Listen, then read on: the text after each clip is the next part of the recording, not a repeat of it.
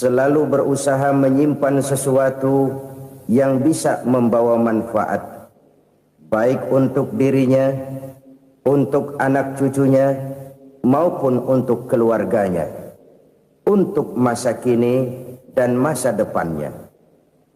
Kadang simpanan itu berbentuk uang, kadang berupa tanah, lain saat berbentuk pabrik, dan lain sebagainya. Sementara masa depan yang paling pasti adalah akhirat. Jika untuk masa depan dunia kita rela memeras keringat, membanting tulang, pergi pagi dan pulang petang, menyimpan uang, menyimpan tanah, menyimpan pabrik, pernahkah kita merenung jika satu saat kiamat datang, kita dibangkitkan dari kubur masing-masing, berdiri di padang mahsyar untuk mempertanggungjawabkan seluruh kegiatan hidup kita di dunia ini, lalu kita akan menuju ke alam akhirat. Sudahkah kita mempunyai simpanan untuk akhirat kita? Pada pertemuan kali ini saya ingin menyampaikan sebuah hadis di mana Rasulullah sallallahu alaihi wasallam bersabda, arba'un min kanzil jannah. Simpanan sorga ada 4 macam. Yang pertama, ikhfa'us sadaqah, menyembunyikan sedekah. Saudara-saudara kaum muslimin, sebagaimana yang kita maklum bahwa Allah Subhanahu wa taala melebihkan sebagian rezeki dari kita terhadap yang lain. Ada yang kaya, ada yang setengah kaya, ada yang miskin, ada yang setengah miskin, dan selanjutnya. Ada yang gajinya kecil tapi penghasilannya gede. Ada yang penghasilannya gede tapi enggak punya gaji.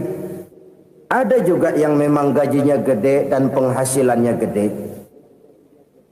Kelebihan rezeki merupakan sunnatullah dan tidak harus membuat kita merasa lebih dari yang lain. Bahkan sebaliknya, kelebihan itu harus membuat kita ringan tangan untuk menolong mereka yang memang memerlukan pertolongan. Kalau saudara diberikan ilmu, maka pertanyaan akhirat cuma satu: ilmumu kau amalkan untuk apa? Kalau saudara diberikan umur yang panjang, pengadilan akhirat juga bertanya satu: umurmu kau habiskan di mana? Tapi kalau saudara diberikan harta, pengadilan akhirat akan bertanya 2: hartamu kau dapat dari mana? Kau belanjakan kemana? Dari mananya ditanya dan kemananya juga ditanya.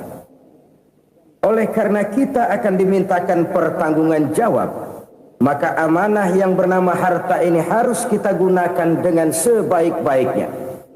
Ada penggunaan yang merupakan kewajiban, itu zakat namanya. Ada penggunaan yang sewaktu-waktu, itu infak namanya. Ada yang lebih sewaktu-waktu lagi, dan itu sedekah namanya. Zakat dia terikat oleh haul dan nisab, oleh putaran batas waktu dan ukuran dari harta itu sendiri. Sedangkan infak terikat oleh situasi dan kondisi perekonomian seseorang. Sedangkan sedekah tidak terikat dengan apapun. Dalam kondisi seperti apapun kita bisa melakukan sedekah dengan yang terkecil sekalipun. Sampai-sampai Rasulullah sallallahu alaihi wasallam mengajarkan, la tahqiranna minal ma'rufi syai'an walau an talqa akhaka biwajhin talik. Atau ada hadis, tabassumuka fi wajhi akhika laka shadaqah. Senyumanmu kepada temanmu adalah sedekah. Jadi untuk melakukan sedekah tidak harus dalam berbentuk uang. Dengan ilmu kita bisa sedekah. Dengan tenaga kita bisa bersedekah, dengan pikiran kita bisa bersedekah, bahkan senyum kepada teman itu pun sedekah. Jadi kalau sedekah dengan uang memang belum punya uang, nyengir aja banyakin. Itu asal pada tempatnya, jangan lalu ketemu tiang listrik cengengesan. Tentu tidak pada tempatnya dan tidak wajar. Nah, sedekah yang paling dicintai Allah adalah sedekah yang disembunyikan. Artinya, jauh dari sifat riya. Kan kadang-kadang ada orang sedekah itu disebutkan namanya, apa tidak bagus? Kalau memang niatnya ikhlas, ya bagus-bagus saja untuk memberikan sugesti kepada yang lain. Si Fulan bin Fulan nyumbang sekian, diumumkan. Boleh kalau niatnya untuk memberikan rangsangan kepada yang lain supaya dia menyumbang lebih besar dari orang tadi. Tapi kalau itu mendatangkan riya, maka sedekah yang paling dicintai Allah adalah sedekah yang disembunyikan. Tangan kiri saja tidak tahu apa yang diberikan oleh tangan kanan. Sedekah yang dilakukan dengan ikhlas akan merupakan perbendaharaan surga, tersembunyi dari pandangan orang lain, tidak seorang pun tahu. Karena memang sikap yang baik adalah melupakan kebaikan dan mengingat kesalahan. Itu salah satu ciri orang bahagia. Orang yang selalu mengingat kesalahannya dan berusaha melupakan segala kebaikannya. Kalau dia akan ada kebaikan, dia tidak bisa ikut, dia merasa rugi karena dia merasa belum pernah berbuat baik. Tapi kalau akan melakukan kesalahan baru, dia ingat kesalahan yang sudah-sudah, sehingga terhalang baginya untuk melakukan satu kesalahan baru. Demikianlah saudara-saudara, bahwa Allah melebihkan rizki sebagian kita dari yang lain, agar terjadi tolong-menolong dalam kehidupan ini. Jadi kesenjangan yang nature, kesenjangan yang alami, itu sunnatullah. Ada yang kaya, ada yang miskin, ada yang kelas menengah. Nah, kenapa lalu sekarang kita berusaha mengentaskan kemiskinan? Oleh karena adanya kesenjangan struktural.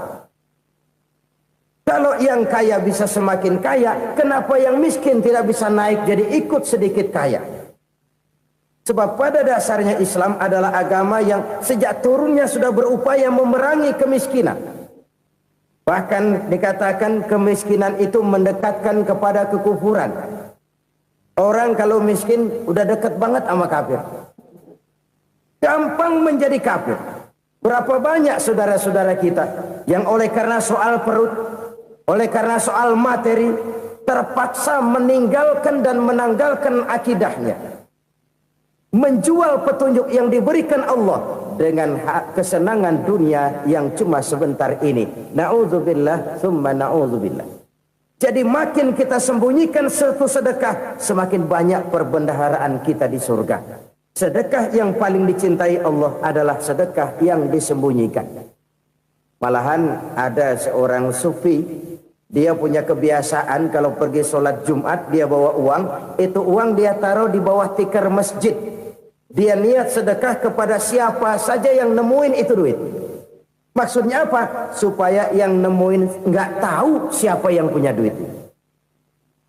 Demikian dia saking ingin menyembunyikan sedekahnya. Karena sifat riya itu bisa memakan amal kita sendiri. Riya itu termasuk menyebut-nyebut kebaikan kita. Orang yang suka nepuk dada, sedikit-sedikit ngitungnya kalau nggak gua. Tuh kalau nggak gua tuh yang belah situ kalau nggak gua, iya kalau nggak lu kenapa emang? Orang yang suka menepuk jasad, tuh biasanya memang begitu saudara-saudara. Kalau perang lagi berkecamuk, orang nggak sempat ngaku jadi pahlawan. Tapi begitu perang selesai, yang kagak kenal bedil ngaku pahlawan, mas. Itu sesuatu yang biasa. Oleh karenanya, orang-orang yang ikhlas dalam bersedekah, disembunyikannya sedekah itu, Allah cinta betul. Malahan ada hadis memberikan jaminan, inna sedaqatal mar'il muslimi tazidu fil umri wa tadfa'u mitatas su'i. Sesungguhnya sedekahnya seorang mukmin tazidu fil umri, bisa menambah umur panjang, wa tadfa'u mitatas su'i, dan menyelamatkan manusia dari mati secara su'ul khatimah. Jadi siapa yang kepengen panjang umur, banyaklah sedekah. Yang bosan hidup, pelit terus. Sedekah menambah panjang umur dan menyelamatkan manusia dari mati secara su'ul khatimah. Pak, katanya umur itu nggak bisa ditambah, nggak bisa dikurangin. Kapan? Kalau ajal sudah datang. Wa idza jaa ajaluhum la yastakhiruna sa'atan wa la yastakdimun. Kalau ajal datang tidak bisa dimajukan, tidak bisa dimundurkan. Itu kalau ajal sudah datang. Tidak bisa lagi umur ditambah dikurangi, sudah datang. Tapi kalau belum datang, itu kan haknya Allah. Mau ditambah, mau dikurangi, hak prerogatif Allah. Sebagai pencipta manusia, Allah maha kuasa dan maha mampu. Sedekah ini menambah panjang umur dan menyelamatkan manusia dari mati secara su'ul khatimah. Itu orang mati kan sama ya, kondisinya mati, nggak nafas. Tapi hakikat mati kan lain-lain. Ada yang mati itu husnul khatimah, baik akhirnya. Misalnya lagi ngaji mati, lagi sholat mati, lagi sedekah mati. Ini yang dinamakan dengan husnul khatimah, baik di akhirnya. Sebaliknya ada yang su'ul khatimah, jelek di akhirnya. Ini yang jadi catatan akhir. Lagi nyekek botol, mampus. Lagi banting kartu, modar. Su'ul khatimah, jelek pada akhirnya. Sedekah menyelamatkan manusia dari mati secara su'ul khatimah. Dan kita semua kepengen mendapat husnul khatimah, jauh dari su'ul khatimah. Oleh sebab itu yang bisa menyelamatkan kita dari penyakit itu antara lain adalah sedekah yang disembunyikan, yang dikerjakan dengan ikhlas karena Allah, tidak karena kepengen dipuji orang, tidak karena ingin dikatakan orang pemurah. Sebab orang dermawan itu orang yang memberi tanpa harus diminta. Kalau masih harus diminta, ya belum dermawan namanya, masih harus diminta. Kalau nggak diminta ya tulus, lolos, polos. Saudara-saudara kaum muslimin rahimakumullah. Harta adalah amanat dan akan kita pertanggungjawabkan. Allah melebihkan rizki sebagian kita dari yang lain agar kita saling tolong menolong, bantu membantu. Nabi janjikan siapa yang meringankan beban saudaranya muslim di dunia, Allah akan meringankan bebannya di akhirat nanti. Sebuah jaminan dari baginda Nabi. Si orang yang kita bantu barangkali tidak bisa membalas, Allah yang akan membalas lewat jalan lain yang tidak pernah kita sangka-sangka. Ada orang tanya, Pak, ini ada orang nyumbang masjid sambil marah-marah, bagaimana? Saya bilang sumbangannya aja ambil, marahnya jangan. Marahnya jangan diambil, itu urusan dia. Saudara-saudara kaum muslimin rahimakumullah.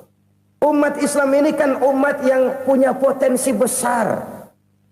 Kadang kita merenung, kenapa kadang-kadang pembangunan masjid kok lambat sekali? Kalau hotel hari ini peletakan pertama, bulan depan peresmian. Supermarket hari ini peletakan batu pertama, minggu depan peresmian. Tapi kalau sudah yang namanya masjid, kadang-kadang peletakan batu pertama sekaligus jadi batu terakhir. 3 tahun, 4 tahun, campur nebar jalak di jalanan, duit dijaring kayak ikan sepat. Apa tidak ada orang Islam yang kaya? Banyak. Apa tidak ada pengusaha muslim yang jadi konglomerat? Ada. Lalu yang belum banyak itu yang komit terhadap nilai-nilai agamanya. Akhirnya kita jatuh jadi umat yang lemah. Belum ada pengusaha konglomerat muslim buka pabrik supermi cap beduk misalnya umpamanya atau pabrik kecap cap sorban supaya identitas keislamannya sedikit kelihatan. Kita jatuh jadi umat yang lemah karena potensi tidak terinventarisir dengan baik. Kita ini ibarat kompor yang cuma matengin nasi orang lain. Potensi kita dimanfaatkan oleh orang lain. Ukhuwah Islamiyah kita baru terbatas kepada silaturahmi. Ukhuwah di bidang ekonomi kita lemah, ukhuwah di bidang kebudayaan kita lemah, apalagi ukhuwah di bidang politik kita lebih rapuh lagi.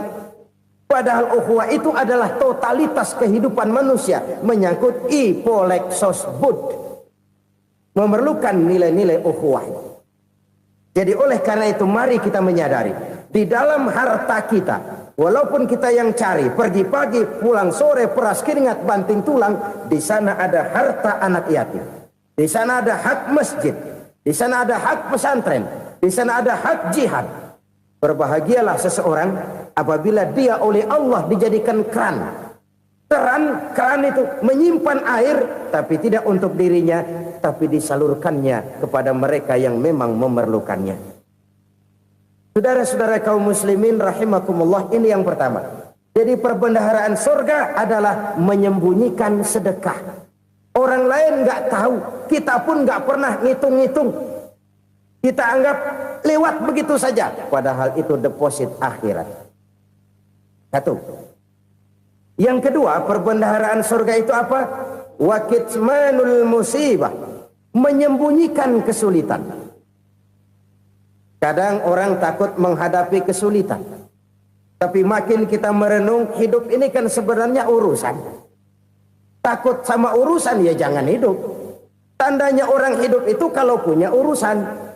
Urusan melupakan problem. Problem sering menimbulkan kesulitan. Kesulitan bukan untuk ditakuti, tapi untuk diatasi dan dicarikan jalan keluarnya. Siapa sih orangnya yang nggak pernah sulit-sulit? Makin tinggi status sosialnya, makin gede urusannya. Makin tinggi kualitas imannya, makin berat tingkat kesulitannya. Cuma memang yang namanya enak itu seperti pelangi. Biang lala itu nggak pernah di atas kepala kita, di atas kepala orang melulu. Lo sih enak lo, kata kita. Dia juga bilang yang enak kan lo. Pelangi itu nggak pernah di atas kepala kita. Kata tukang beca, aduh enak ya naik Mercy. Kata tukang beca, apa yang di dalam mobil Mercy? Aduh enak bener tukang beca, di jok ngeringkuk ngorok pulas bener. Saya kamar pakai AC, sejuk, tempat tidur sutra, empuk, alga, spring bed, kulak kulik, nggak bisa pulas kalau belum minum Valium, belum tidur. Enak bener tukang beca, di jok ngorok nggak tahu wetan kulon. Si tukang beca bilang yang di Mercy enak, yang di Mercy bilang tukang beca enak. Inilah enak, nggak pernah di atas kepala kita, di atas kepala orang lain melulu enak itu. Nah, saudara-saudara, yang merupakan perbendaharaan surga itu orang yang bisa menyembunyikan kesulitan, baik pribadi ataupun rumah tangga. Nih terutama rumah tangga yang jadi soalnya. Kadang-kadang kita ini kalau senang, sebaliknya kalau senang kita diam, kalem aja, cuek. Banyak banget duit kita bawaan, diam aja udah. Malah ketemu orang takut. Tapi begitu susah, sekampung tahu. Padahal Nabi mengajarkan perbendaharaan surga itu menyembunyikan musibah, menyembunyikan kesulitan. Kalau enak, cerita sama orang-orang. Kalau nggak enak, rasain sendiri, tekan sendiri, atasin sendiri. Kita kan sebaliknya. Senang kita diam, asal lagi susah, paling tidak kita nyari teman buat cerita kesusahan. Siapa orangnya yang nggak pernah susah? Cuma soalnya bagaimana kita mengatasi kesusahan itu sendiri. Begitu juga misalnya kalau orang sudah berumah tangga, itu orang tuanya harus menjadi tempat dia cerita yang enak-enak saja. Yang nggak enak rasain berdua, selesaikan berdua, atasin berdua. Jangan dibalik. Asal senang diam, giliran susah saja. Maknya laporan. Terbalik. Bisa menjaga security informasi. Maka nama bayam keluar diem, malah seluitan. Enak amat lo makan daging ayam. Security informasi. Saudara-saudara kaum muslimin rahimakumullah. Ujian yang terberat itu yang pernah diberikan kepada para nabi, para rasul, para aulia, para ulama. Makin tinggi keimanan, makin berat bentuk kesulitan. Ayo saya kemukakan satu contoh saja. Ada seorang nabi yang kaya, nabi kaya, namanya Nabi Ayub. Iblis kalau orang begini kan keki, ibadahnya rajin, kaya. Nih yang kayak begini susah digodain. Kalau ibadahnya rajin, miskin, kali bisa disogok. Sini imannya mantap, ibadahnya rajin, kaya, nabi lagi. Tapi namanya iblis, nggak kurang akal. Laporan, Tuhan, kenapa Les? Ya ini bahasa saya, bahasa Qur'annya sih nggak gitu. Itu hambamu yang namanya Ayub, dia rajin ibadah cuma karena dikasih kaya aja. Coba kasih miskin dia, berhenti dia sembahyang. Ah, kamu bisa aja. Saya tahu Ayub itu hambaku yang ikhlas. Saya buktiin Tuhan, silahkan. Dibuktiin lah, iblis turun ke alamin. Yang mula-mula dia lakukan, dia rusak sawah ladang Nabi Ayub. Dia binasakan binatang ternak Nabi Ayub. Sehingga dalam waktu singkat, jatuhlah Nabi Ayub dari orang paling kaya jadi orang paling miskin. Beliau masih ibadah di mihrab dalam masjid. Datang iblis. Saudara Ayub, ya, lagi ngapain? Ibadah. Nyembah Allah, nyembah Allah. Oh, percuma. Kenapa? Tuhan yang ente sembah nih, dia udah bikin miskin ente. Sawah ladang ente hancur lebur, binatang ternak binasa. Sekarang ente jadi orang paling miskin. Ngapain nyembah Tuhan kayak begitu? Tekor. Udah berhenti dah ibadah, berhenti ibadah. Ini iblis sama Tuhan laporannya lain, yang dikerjakan kepada Nabi Ayub juga lain. Benar begitu iblis, kata Nabi Ayub. Iya, sawah ladang saya habis, buras. Binatang ternak saya binasa, binasa. Saya miskin, bangpak. Apa jawab Nabi Ayub? Bukan innalillahi, ya, ini hebat. Alhamdulillahillazi a'tani wa akhadha minni. Segala puji bagi Allah yang telah memberikan harta kepada saya dan sekarang mengambilnya lagi. Alhamdulillah. Allah yang ngasih, Allah yang ambil. Itu mah urusan Allah. Iblis cuman ibadah jalan terus, sujud lagi Nabi Ayub. Iblis seleher gondok banget. Dasar Nabi nggak mempan dia apa-apain. Miskin malah alhamdulillah. Allah yang ngasih, Allah yang ambil. Jadi kalau kita tidak komit, kita tidak terikat kepada kaya, miskin, senang, susah, apa yang bisa bikin kita susah? Jadikan kekayaan, kemiskinan, jadikan senang, susah sebagai anak buah yang bisa kita atur. Jangan kekayaan ngatur kita, jangan kemiskinan ngatur kita. Kita yang harus mengatur mereka. Senang, susah, kaya, miskin, bahagia, sengsara, jadikan itu anak buah yang bisa kita atur. Kalau sekarang kita kaya, lain saat boleh jadi kita miskin, semiskin-miskinnya. Allah yang ngasih, Allah yang ambil. Tenaga mana yang bisa menghalangi? Ibadah jalan terus. Iblis makin gondok. Dasar Nabi loh. Akhirnya apa? Nabi Ayub dikerjain, diberikan penyakit. Demikian fatal penyakitnya. Bayangin, udah miskin sakit. Masya Allah. Miskin sakit. Sakitnya nggak lama, kira-kira 16 tahun. Istrinya 3, 2 mental minta ceraiin. Ngerawatin laki bengek begini. Senang belum tentu, susah udah pasti nih. Cerai aja, cerai dah. Cerai. Tinggal satu Siti Rahmah yang setia menemani beliau. Sesetia-setianya hati perempuan. Satu saat Siti Rahmah bilang, "Bang, iya, abang kan Nabi, Bang. Lalu, namanya Nabi kan doanya jarang meleset, Bang. Maksud kamu minta kenapa sih sama Tuhan biar abang sembuh baik dah, Bang?" Siti Rahmah, iya. Saya sakit berapa tahun sih dah? 16 tahun, Bang. Sebelum ini saya sehat berapa tahun? Ya kira-kira 60 tahun, Bang. Nah, coba ente banding-bandingin, Rahmah. Saya dikasih sehat 60 tahun, dikasih sakit 16 tahun. Sudah nggak sabar mau doa kepada Allah minta sembuh. Saya malu kepada Allah. Diuji dengan yang luar biasa seperti ini, tidak mengganggu stabilitas kehambaannya. Dia tetap menghamba kepada Allah Subhanahu wa ta'ala. Saudara-saudara kaum muslimin rahimakumullah. Kunci menghadapi kesulitan itu apa? Allah jelaskan dalam satu ayat, wa basyiris sabirin alladzina iza asabathum musibah qalu inna lillahi wa inna ilaihi raji'un. Gembirakan orang-orang yang sabar Siapa mereka itu? Yang apabila mendapat musibah mereka kembali kepada keyakinan dasar segalanya dari Allah dan segalanya akan kembali kepada Allah. Ini konsepsi dasar dari sikap muslim dalam menghadapi berbagai kesulitan. Segalanya dari Allah, segalanya akan kembali kepada Allah.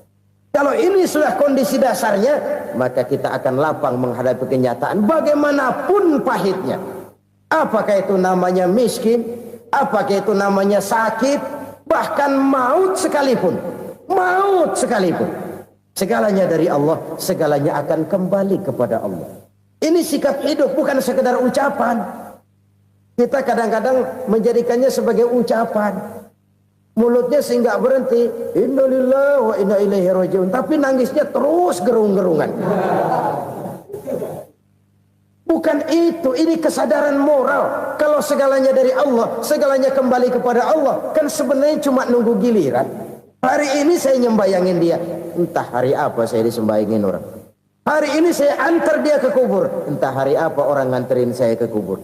Hari ini saya tahlilkan dia, entah nanti kapan orang tahlilkan saya. Segalanya dari Allah, segalanya akan kembali juga kepada Allah. Oleh sebab itu saudara-saudara, kesulitan bukan untuk ditakuti. Kesulitan justru untuk diatasi, dicarikan jalan keluarnya. Dan tidak ada orang yang tidak pernah mendapat kesulitan. Tidak ada. Semakin tinggi status sosial, semakin tinggi kualitas keimanan, semakin besar juga tingkat kesulitan. Hanya saja bagaimana cara kita mengatasinya. Dan Al-Quran menyatakan, inna ma'al usri yusra. Di balik kesulitan itu pasti ada kemudahan. Roda itu berputar. Karena itu Rasulullah sallallahu alaihi wasallam mengingatkan kepada kita, ta'arraf ilallahi fir raha ya'rifka fis syiddah. Ingatlah kepada Allah di waktu kamu senang, supaya Allah ingat kepada kamu di waktu kamu susah. Kalau waktu senang kita ingat kepada Allah, kita susah, Allah tidak akan meninggalkan kita. Tapi kalau waktu senang kita jauh dari Allah, sujud tidak sempat, dengan masjid jauh, ketika senang kita lupakan Allah. Nanti begitu kita susah, Allah lupakan kita. Dan itu menyakitkan. Oleh karena itu orang-orang tua kita dulu bilang, kalau lagi sehat ingat-ingat lu bakal sakit nanti. Kalau lagi kaya ingat-ingat satu saat kita bakal jatuh miskin. Bahkan kalau lagi muda ingat-ingat kita bakal tua. Dan yang terpenting kalau lagi hidup ingat-ingat kita bakal mati. Saudara-saudara kaum muslimin rahimakumullah. Jadi yang kedua yang merupakan perbendaharaan surga, menyembunyikan musibah. Saudara-saudara kaum muslimin rahimakumullah. Hal ketiga yang merupakan perbendaharaan surga adalah wasilatur rahmi. Orang yang suka bersilaturahmi. Sebagaimana yang kita maklum bahwa manusia adalah makhluk yang disebut zon politika. Makhluk sosial yang tidak mungkin hidup sendiri-sendiri. Betapa dan siapapun kita memerlukan orang lain. Bodoh betul manusia kalau tinggal di tengah masyarakat tapi tidak mau bermasyarakat. Merasa hebat sendiri, pintar sendiri, gagah sendiri, kaya sendiri. Mungkin kalau mati juga ngubur sendiri.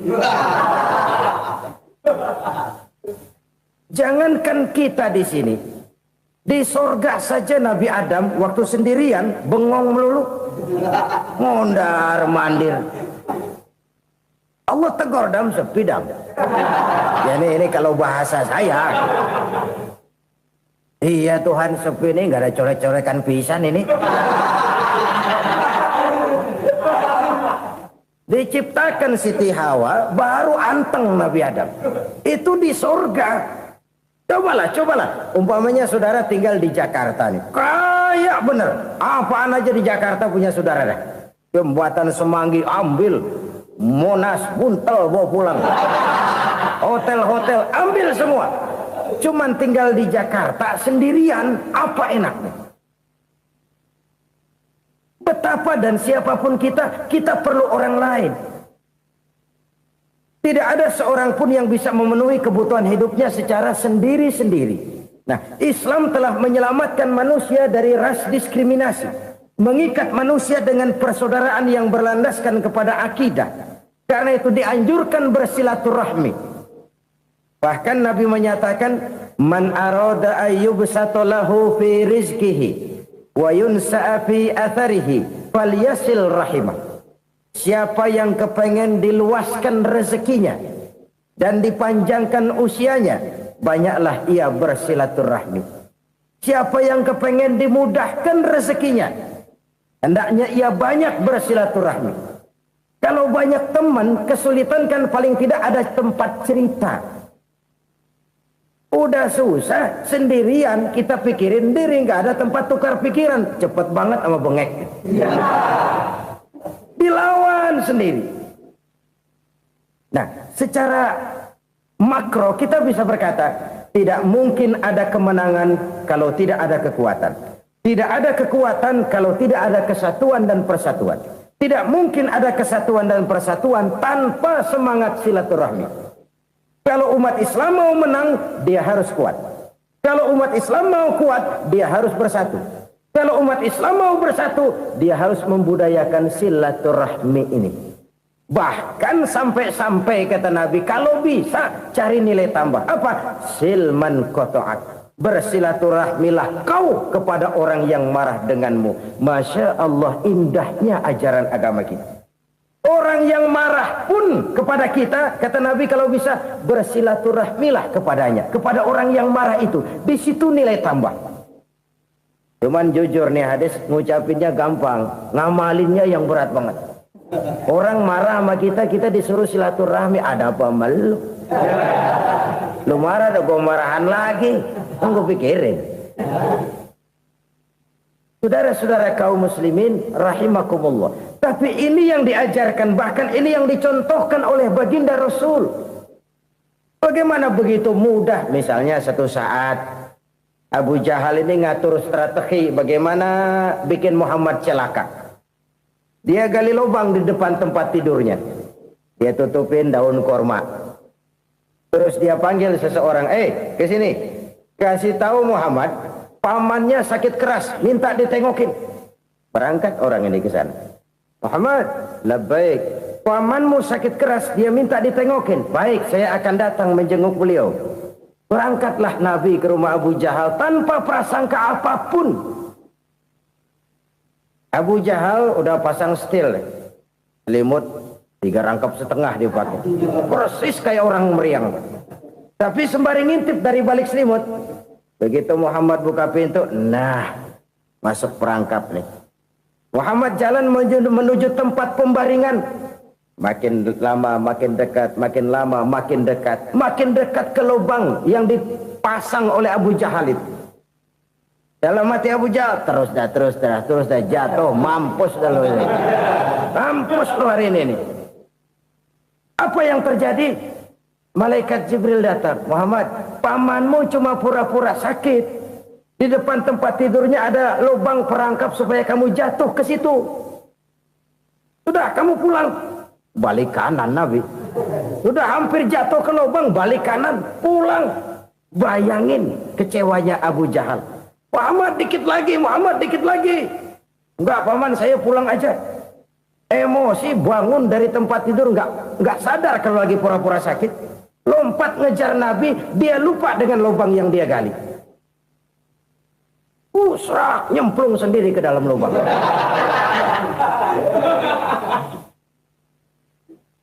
Nabi terus berlalu. Ini terjadi keanehan. Jatuh ke lubang yang dia gali itu sebenarnya nggak terlalu dalam ya, antara 3-4 meteran lah. Tolong saya jatuh ke lubang ini. Datanglah pelayan-pelayannya itu. Angkat saya dari sini. Oh, yang ngulurin tambang. Satu gulung, belum juga nyampe itu tambah. Kurang, beli lagi ke warung. Sambung, ulur lagi, nggak juga bisa sampai. Wah, ini kerjaan Muhammad ini. Tolong, siapa salah seorang kamu ke rumah Muhammad, kasih tahu encangnya kecebur. Minta ditolongin. Sampaikan kepada Rasul. Kenapa?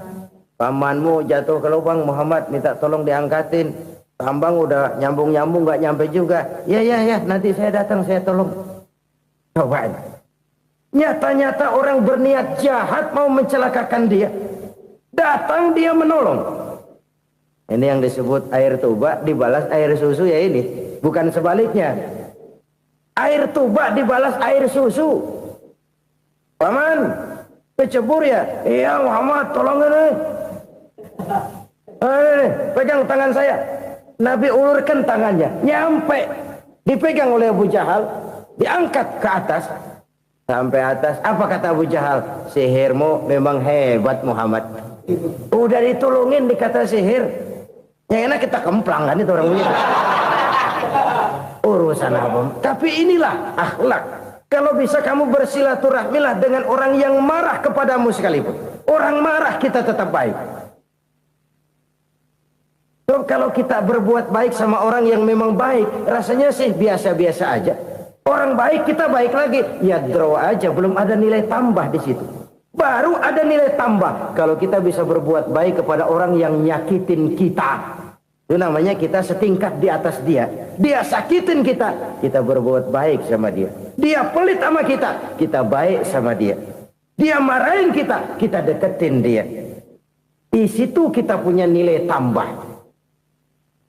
Jadi siapa yang ingin diluaskan rezekinya kata Nabi dan dipanjangkan umurnya, hendaklah ia banyak-banyak bersilaturahmi. Sederhana sebenarnya silaturahmi, tapi silaturahmi membangkitkan semangat kesatuan dan persatuan. Kesatuan dan persatuan melahirkan kekuatan. Dalam matematika 1 ditambah 1 pasti 2. Tapi di tengah masyarakat 1 orang takut ditambah 1 orang takut, hasilnya jadi 2 orang setengah berani. Kenapa setengah berani? Karena udah berdua. Tadi pan takut sendirian. Kalau dia kumpul turu-turu takutlah jadi berani. Kita yang lemah, kita yang tidak berdaya, kita yang miskin, kalau mau kompak bersatu, apa yang nggak bisa kita kerjain? Apalagi tinggal di kota besar, pilihan cuma 2. Bertahan atau minggir. Bertahan atau minggir. Untuk bisa bertahan harus mampu bersaing. Untuk mampu bersaing harus punya keahlian. Keahlian harus ditunjang dengan pendidikan. Ditambah oleh kekompakan sebagai umat. Udah miskin mencar mulu, orang injak kita. Orang nggak pandang urusan apa yang malu. Oleh karena itu silaturahmi pada hakikatnya merupakan roh dari ukhuwah yang diajarkan oleh agama kita. Bagaimana Islam menyelamatkan masyarakat manusia dari ras diskriminasi, mengikat manusia, dan tidak ada persaudaraan yang lebih indah selain persaudaraan yang diikat dengan nilai-nilai akidah. Sepanjang orang di jalan Allah, itulah saudara kita. Keluar dia dari jalan Allah, selesailah persaudaraan sampai di situ. Karena itu, kalau ingin menyimpan sesuatu di surga, banyaklah bersilaturahmi. Datang ke rumah ini, datang ke rumah itu, dan lain sebagainya. Itu simpanan kita di akhirat nanti. Ini yang ketiga. Saudara-saudara, yang keempat, perbendaharaan surga itu apa? Wa qawlu la hawla wa la quwwata illa billah. Ucapan la hawla wa la quwwata illa billah. Ibadah kan ada yang berat, modalnya besar. Bangun masjid berat, modalnya besar. Bangun rumah sakit berat, modalnya besar. Ada ibadah yang berat, tapi modalnya ringan. Misalnya puasa. Puasa itu berat, mengendalikan nafsu. Kalau sekedar nggak makan, nggak minum sih enteng. Mengendalikan nafsu. Itu jihad terbesar. Tapi kan modalnya ringan, cuma niat saja. Ini ibadah berat, modalnya ringan. Ada ibadah yang ringan, modalnya juga enteng. Seperti termasuk ucapan la haula wa la quwwata illa billah. Tanpa sadar, la haula wa la quwwata illa billah. Nyelengin tuh di surga. Nyelengin, kita nggak terasa. Nyelengin simpenan akhirat. La haula wa la quwwata illa billah. Nyimpan lagi. Kaget, la haula wa la quwata illa billah, nyimpan lagi, banyak simpanan. Walaupun sebenarnya yang dimaksud di sini adalah kesadaran batin bahwa tidak ada daya dan kekuatan kecuali Allah. Itu intinya. Kita memulai pekerjaan disunahkan baca bismillah, kan begitu. Apa itu? Kesadaran moral Bahwa ini saya bisa kerjakan. Saya kerjakan ini dengan menyebut nama Allah. Kenapa? Kalau Allah tidak memberikan daya dan kekuatan, mana mampu saya kerjakan ini. Maka saya kerjakan ini dengan menyebut nama Allah. Bismillah. Kesadaran moral. Manusia hanya wajib berusaha, tapi nggak pernah wajib berhasil. Banyak hal-hal yang kalau kita renungkan secara rasio nggak mungkin. Tapi jadi kenyataan. La haula wa la quwata illa billah. Tidak ada daya dan kekuatan kecuali bagi Allah semata-mata. Kesadaran moral akan kelemahan dan keterbatasan makhluk bernama manusia. Kadang kita kagum dengan otak, tapi kita sering lupa sama yang bikin otak. Padahal bagaimanapun hebatnya otak, yang bikin otak pasti lebih hebat dari otak. Nggak percaya, silahkan otak-otakan. Inilah kecenderungan. Kita kagum dengan pesawat-pesawat mutakhir, bukan main besi gede banget terbang itu. Alangkah hebatnya. Lalu apa yang bikin otak tidak lebih hebat dari itu semua? Kita puji laut. Apa yang bikin laut tidak lebih hebat dari laut itu? La haula wa la quwata illa billah. Tidak ada daya dan kekuatan kecuali Allah. Apa yang bisa kita lakukan? Kalau tidak karena daya dan kemampuan yang diberikan oleh Allah kepada kita. Lahirlah sikap tawadu, rendah hati. Tidak melonjak menjadi angkuh dan sombong. Sadar akan kelemahan dan keterbatasan diri. Sebagai makhluk yang diciptakan oleh Allah subhanahu wa ta'ala. Jadi satu sisi ini ucapan yang berpahala. La haula. Jadi wiridan. Pada sisi lain ini kesadaran moral. Sikap mental, kesadaran batin, bahwa yang punya daya dan kekuatan itu cuma Allah. Kita nggak pantas untuk sombong, sebab sombong itu pakaiannya Allah. Kita nggak sedang pakai pakaian Allah, kegedean.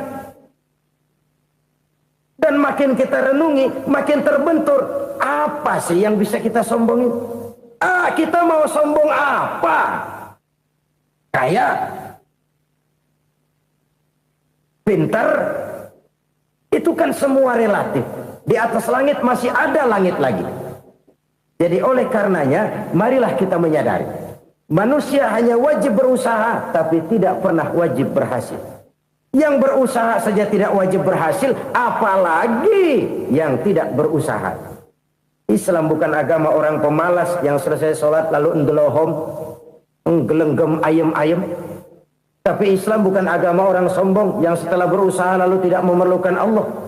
Kita bisa saja bikin proyeksi, tahun sekian kita bakal panen besar menurut perhitungan otak. Tapi ada kejadian lain. Apa? Tikus ngambek.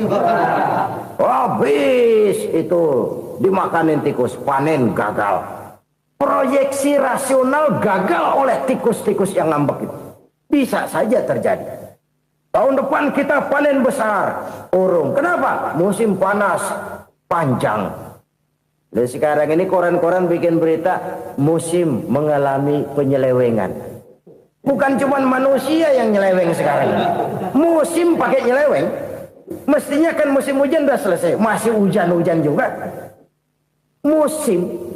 Nah sekarang kita boleh bikin proyeksi, kita bakal panen besar. Tahu-tahu musim panas panjang, sawah retak, air kering. Cari teknokrat yang paling botak, suruh pendekin tuh musim panas. La haula wa la quwata illa billah. Inilah kesadaran moral. Saudara, saya teringat satu saat ada seorang konglomerat. Umurnya ya kira-kira 70-an.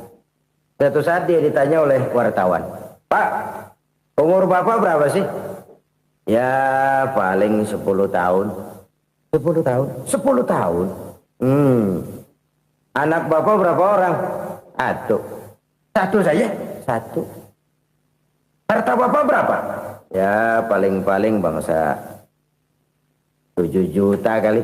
7 juta? Iya. Pak, kenapa Bapak bohongi saya? Bapak punya buku biografi. Koran-koran, majalah-majalah banyak memuat cerita riwayat hidup Bapak. Saya tahu umur Bapak 70. Kenapa bilang cuma 7 tahun? Saya tahu anak Bapak 8. Kenapa cuma bilang 1? Saya tahu harta bapak miliaran, mungkin triliunan, pabrik di mana-mana, bank di mana-mana. Kenapa bilang uang bapak cuma 7 juta? Nah, kata si konglomerat tadi, kamu benar nak, kamu benar. Umur saya kalau jumlahnya memang 70 nak. Cuman ingat-ingat saya, baru 7 tahun terakhir ini saya sujud. Baru 7 tahun terakhir ini saya berusaha dekat dengan Allah. Saya laksanakan perintahnya, saya jauhi larangannya.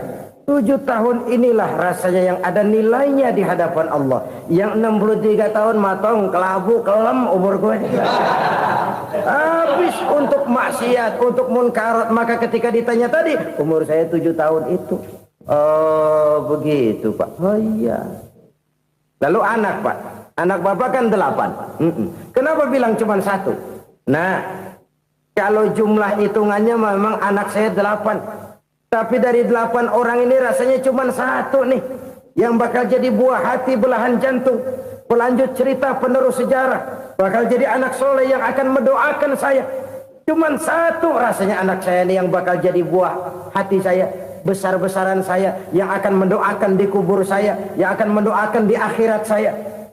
Yang 7 orang mana, Masya Allah, yang atu tenggeng, yang atu nyekek botol ngolo, yang atu nggak karu-karuan.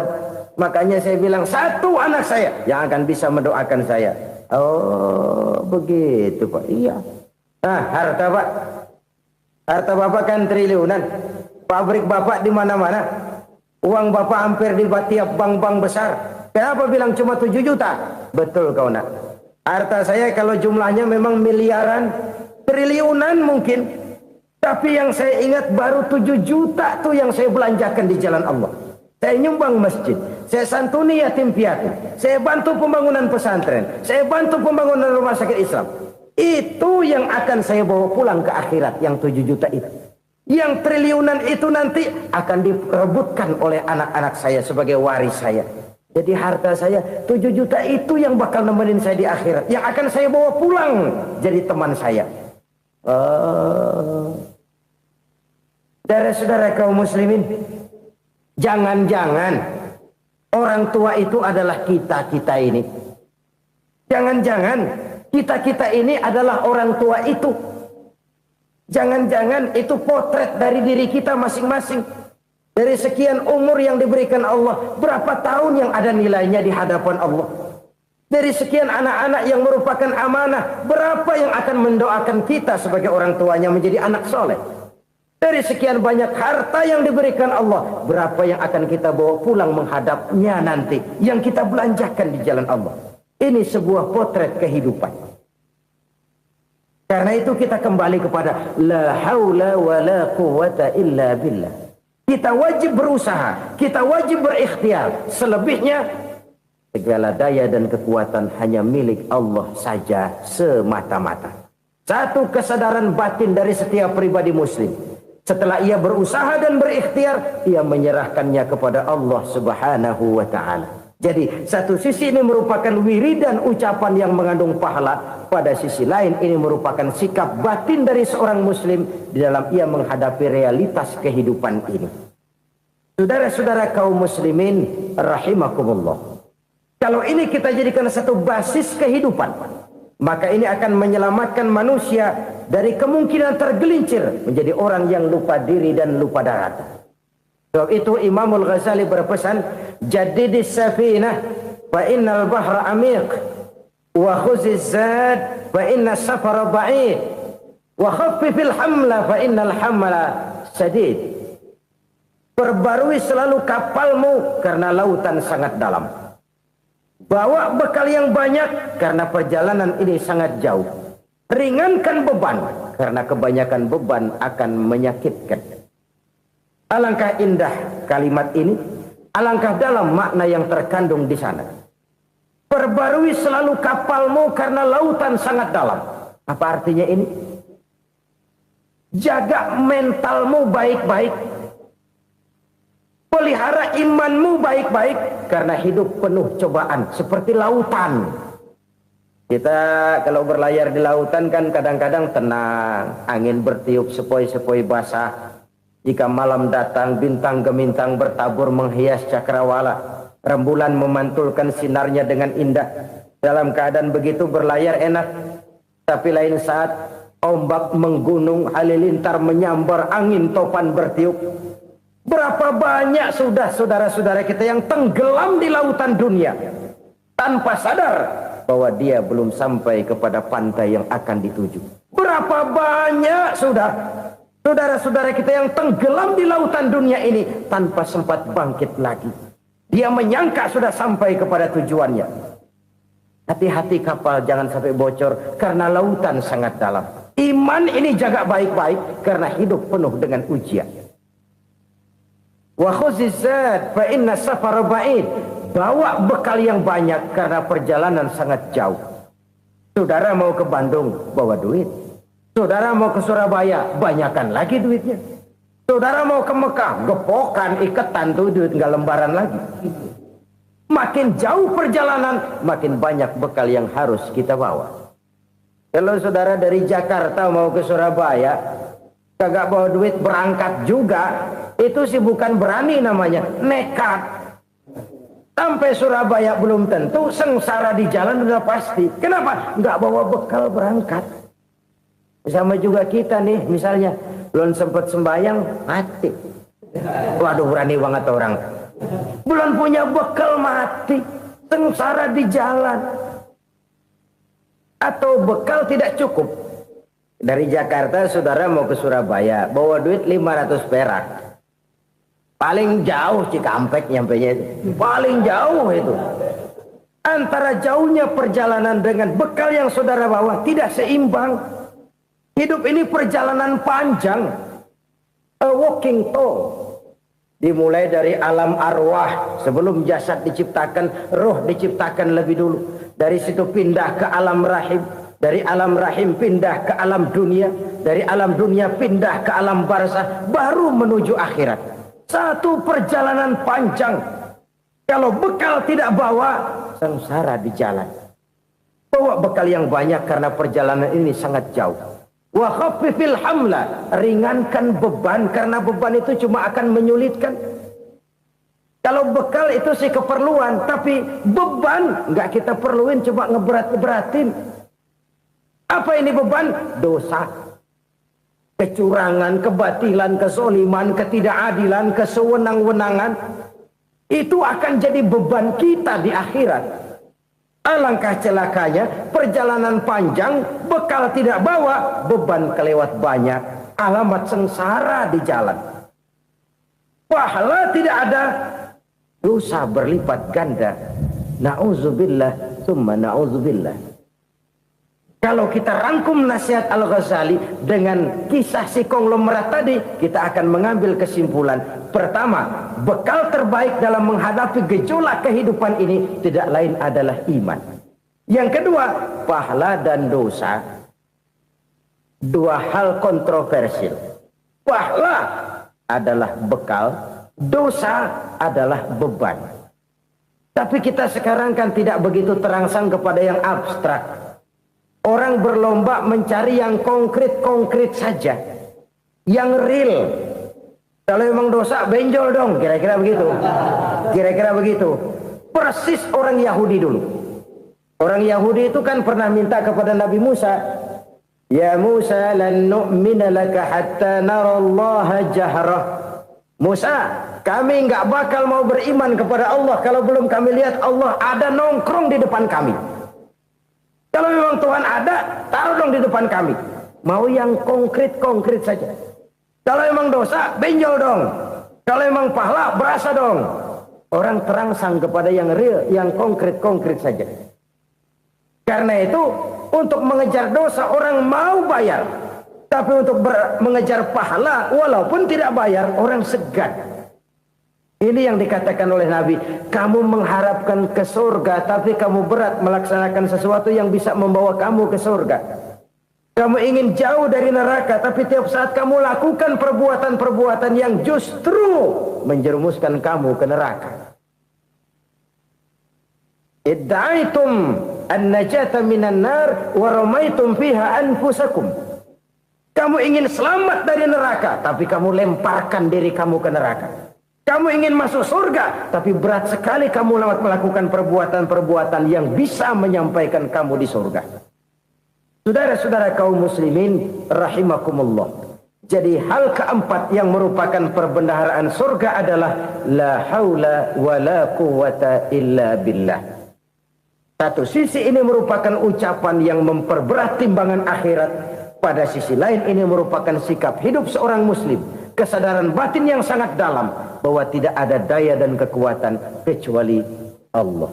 Dan itu kita simbolkan pada saat memulai pekerjaan dengan bismillah, dengan menyebut nama Allah. Satu kesadaran moral, saya hanya bisa melakukan ini karena diberikan daya dan kekuatan oleh Allah. Lahirlah sikap tawadu, rendah hati, tidak melonjak menjadi angkuh dan sombong. Saudara-saudara, sampai sini dulu jumpa kita kali ini. Semoga 4 perbendaharaan surga ini dapat kita lakukan, yang kelak akan merupakan bekal kita di kemudian hari nanti. Amin ya rabbal alamin. Bapak-bapak, ibu-ibu, saudara-saudara kaum muslimin rahimakumullah. Di dalam kehidupan kita sebagai seorang muslim, minimal 5 kali dalam sehari semalam kita mendengar seruan untuk mendirikan solat yang disebut azan.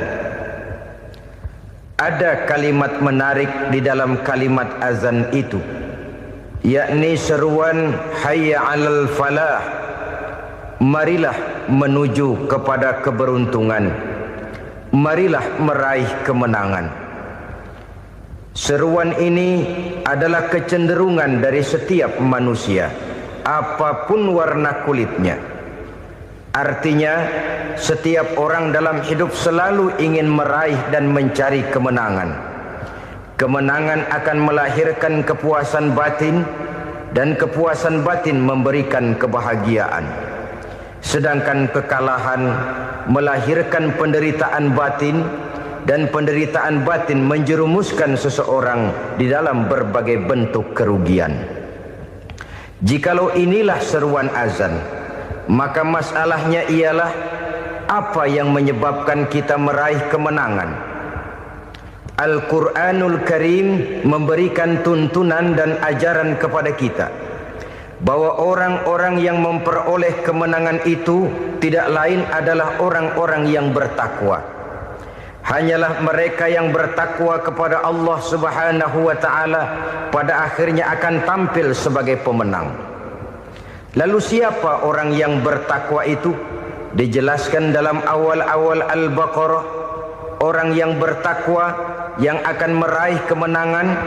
Pertama, allazina yu'minuna bil ghaib, yaitu orang-orang yang beriman kepada yang gaib.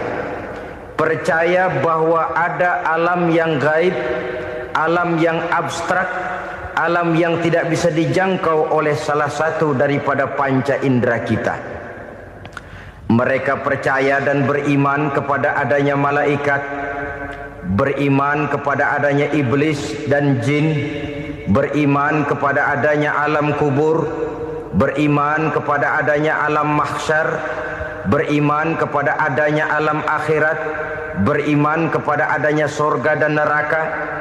Beriman bukan cuma sekedar beriman dalam ucapan bibir saja, tetapi beriman yang nilai iman itu mampu mewarnai gerak dan gaya hidupnya.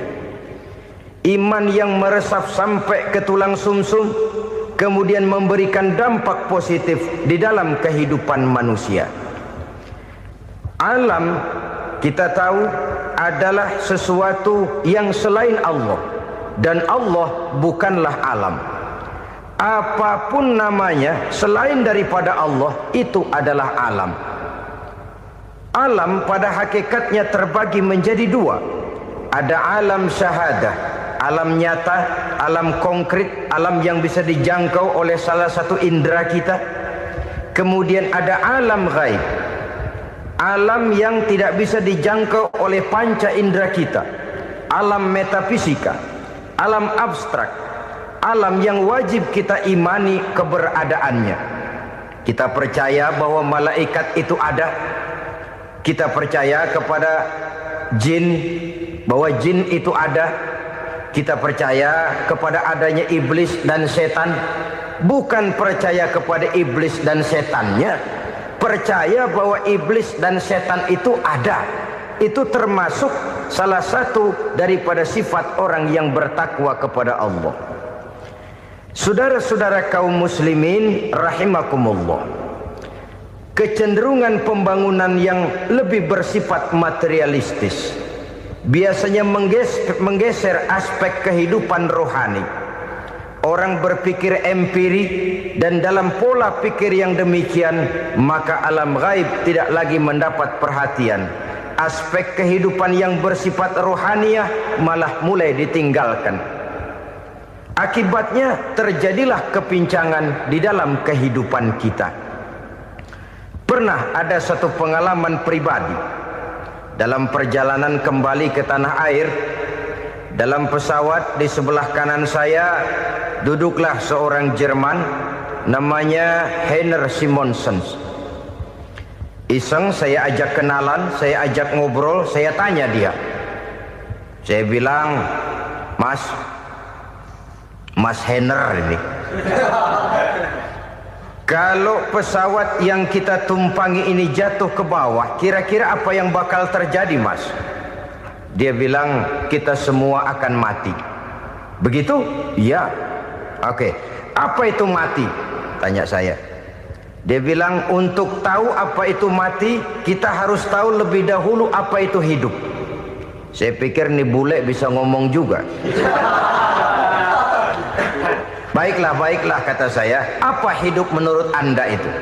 Oh, hidup itu dia bilang, kalau seluruh anggota badan kita bekerja secara normal, paru-paru memompa darah secara normal, jantung berdetak secara normal, sel-sel tubuh bekerja secara fit, dan organisme tubuh hanya mau bekerja secara normal, dia bilang, kalau kita memberi makan yang cukup, menu yang teratur, dan gizi yang lengkap. Saya bilang, kesimpulannya apa, Ner? Dia jawab, hidup adalah dari tangan ke mulut. Life is from the hand to the mouth, kata dia. Hidup adalah dari tangan ke mulut. Jadi masalah hidup tidak lebih daripada masalah isi perut. Orang pergi pagi, pulang sore, peras keringat, banting tulang, perut yang dibelain. Saya bilang, you are wrong. Sampean salah, Ner. Kamu orang Islam bukan? Bukan. Pantas. Kenapa saya salah? Dia bilang, ya jelas salah. Salahnya di mana? Kamu ini manusia. Kalau hidup cuma dari tangan ke mulut, saya bilang, kambing di kampung saya juga begitu pikirannya, Ner. Itu kambing di kampung saya, asal perutnya kenyang, sudah hidup dia. Perkara besok bagaimana, lusa prospeknya macam mana, bulan depan ada apa, kambing nggak pernah mikir. Di kampung saya kambing juga pikirannya begitu. Kamu Kristen ya? Tadinya. Loh kok tadinya, lalu apa sekarang kamu ini? Dia bilang, sekarang saya netral. Saya tidak beragama, tapi saya percaya kepada Tuhan sebagai pencipta alam. Saya ingat benar dia bilang, I haven't any religious, but I believe to God as the creator of the world. Kenapa bisa netral begitu, Ner? Habis saya bingung katanya. Islam bilang Islam baik, Kristen bilang Kristen baik, Hindu Buddha bilang Hindu Buddha baik, semua agama baik. Saya netral sekalian, nggak beragama. Yang penting saya percaya kepada Tuhan. Saya bilang, Ner, kamu ini kayak orang mau beli celana. Lalu bingung, yang satu bilang Levi's bagus, yang satu bilang Blue Jean hebat, yang satu bilang Wool England hebat. Celana ini hebat, celana itu bagus, celana ini hebat. Semua celana bagus, kamu bingung. Akhirnya netral, tidak pakai celana. Itu juga salah. Saya pikir-pikir, kemudian saya melihat bahwa dua pola berpikir Heiner ini nampaknya sudah mulai menggejala di lingkungan masyarakat bangsa kita. Disadari atau tidak, secara jujur kita harus berkata, dua pola pemikiran Heiner ini mulai berkembang di tengah masyarakat bangsa kita. Pertama, pola pikir materialisme. Hidup adalah dari tangan ke mulut. Masalah hidup tidak lebih masalah isi perut. Itu yang perlu dibela, dan disitulah arti kehidupan. Pergi pagi, pulang sore, peras keringat, banting tulang untuk mempertahankan perut. Kalau sudah kemari cara orang berpikir, maka buat apa percaya kepada yang gaib? Untuk apa sholat? Untuk apa puasa? Untuk apa zakat? Untuk apa menghadiri majelis taklim? Tanpa kepercayaan kepada yang gaib, hidup berjalan menurut alur empiris dan materialis. Kalau sudah ke sana cara orang berpikir, biasanya orang lalu cenderung menghalalkan segala cara. Hanyalah orang yang percaya bahwa akhirat ada. Hanyalah orang yang percaya bahwa alam kubur itu ada. Hanyalah orang yang percaya bahwa malaikat itu ada, hidupnya akan lebih terarah dan terkendali. Karena kepercayaan kepada yang gaib, yang merupakan fase daripada kehidupan setelah hidup yang sekarang ini, mewarnai gerak pribadi seseorang di dalam dia melakukan kegiatan hidupnya. Pola berpikir materialisme, disadari atau tidak, mulai menggejala di lingkungan masyarakat bangsa kita. Hidup tidak lebih dari urusan tangan ke mulut, mulut ke tangan, tangan ke mulut. Asal perut sudah kenyang, hiduplah sudah. Perkara bagaimana prospek hari yang akan datang, bagaimana akhirat, tidak jadi persoalan. Ini yang oleh Nabi diperingatkan, ad-dunya sijnul mu'min wa jannatul kafir. Dunia adalah penjara bagi orang beriman dan surga bagi orang kafir. Dulu di zaman Belanda hadis ini pernah disalah tafsirkan, disalah artikan, digunakan sebagai senjata untuk mengkebiri dan membuat impoten umat Islam. Sudahlah umat Islam gak usah macam-macam, kata Belanda. Dunia ini kan penjara buat orang Islam, surga buat orang kafir. Di penjara jangan bertingkah.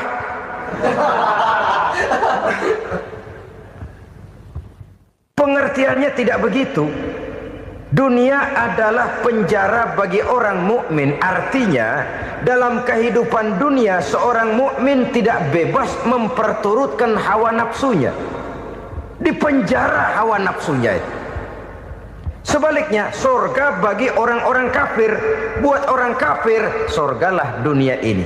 Mereka bebas memperturutkan hawa nafsunya. Dilarang tidak terlarang, dicegah pun tidak tercegah. Mereka hidup menurut alur bisikan nafsu mereka sendiri. Kemudian bila ajal datang, maut merenggut nyawa, selesailah surganya sampai di situ. Maka bagi orang-orang yang tidak percaya kepada adanya akhirat, kepada adanya alam gaib, surganya sebatas umurnya. Sekali lagi, surganya sebatas umurnya. Bila umur selesai, ajal pun datang merenggut nyawa, selesailah sudah surganya sampai di situ. Alangkah pendeknya perjalanan orang-orang yang tidak percaya kepada alam gaib ini. Bagi kita mukmin, jikalau kita mampu memenjarakan hawa nafsu, kita bisa bahagia di dunia ini. Dan Islam memang tidak menyuruh kita sengsara di dunia. Raih dunia, kejar dunia, gapai dunia sebagai alat untuk mencapai kebahagiaan di akhirat nanti. Hidup adalah satu perjalanan panjang yang terbentang sejak kita terlahir dari alam rahim sampai kepada alam akhirat nanti.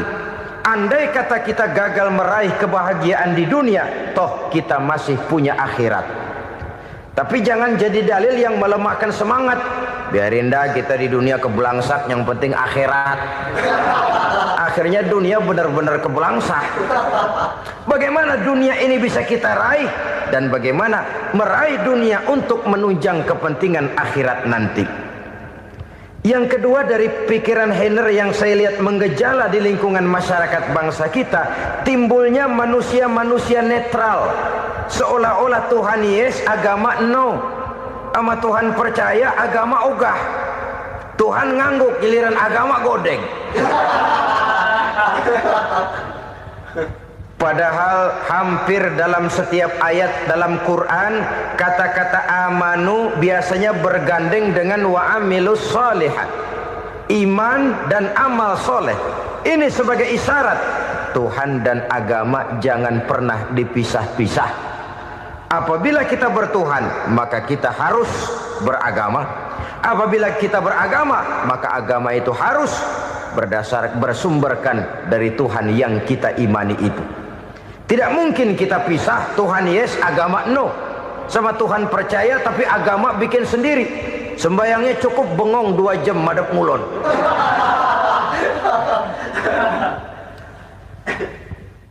Saudara-saudara kaum muslimin rahimakumullah. Jadi dengan demikian, agama yang kita akui merupakan unsur mutlak di dalam pembangunan sekarang ini, merupakan bagian dari kehidupan yang menuntun kita bahwa di balik alam nyata ini, di balik alam syahadah ini ada alam gaib.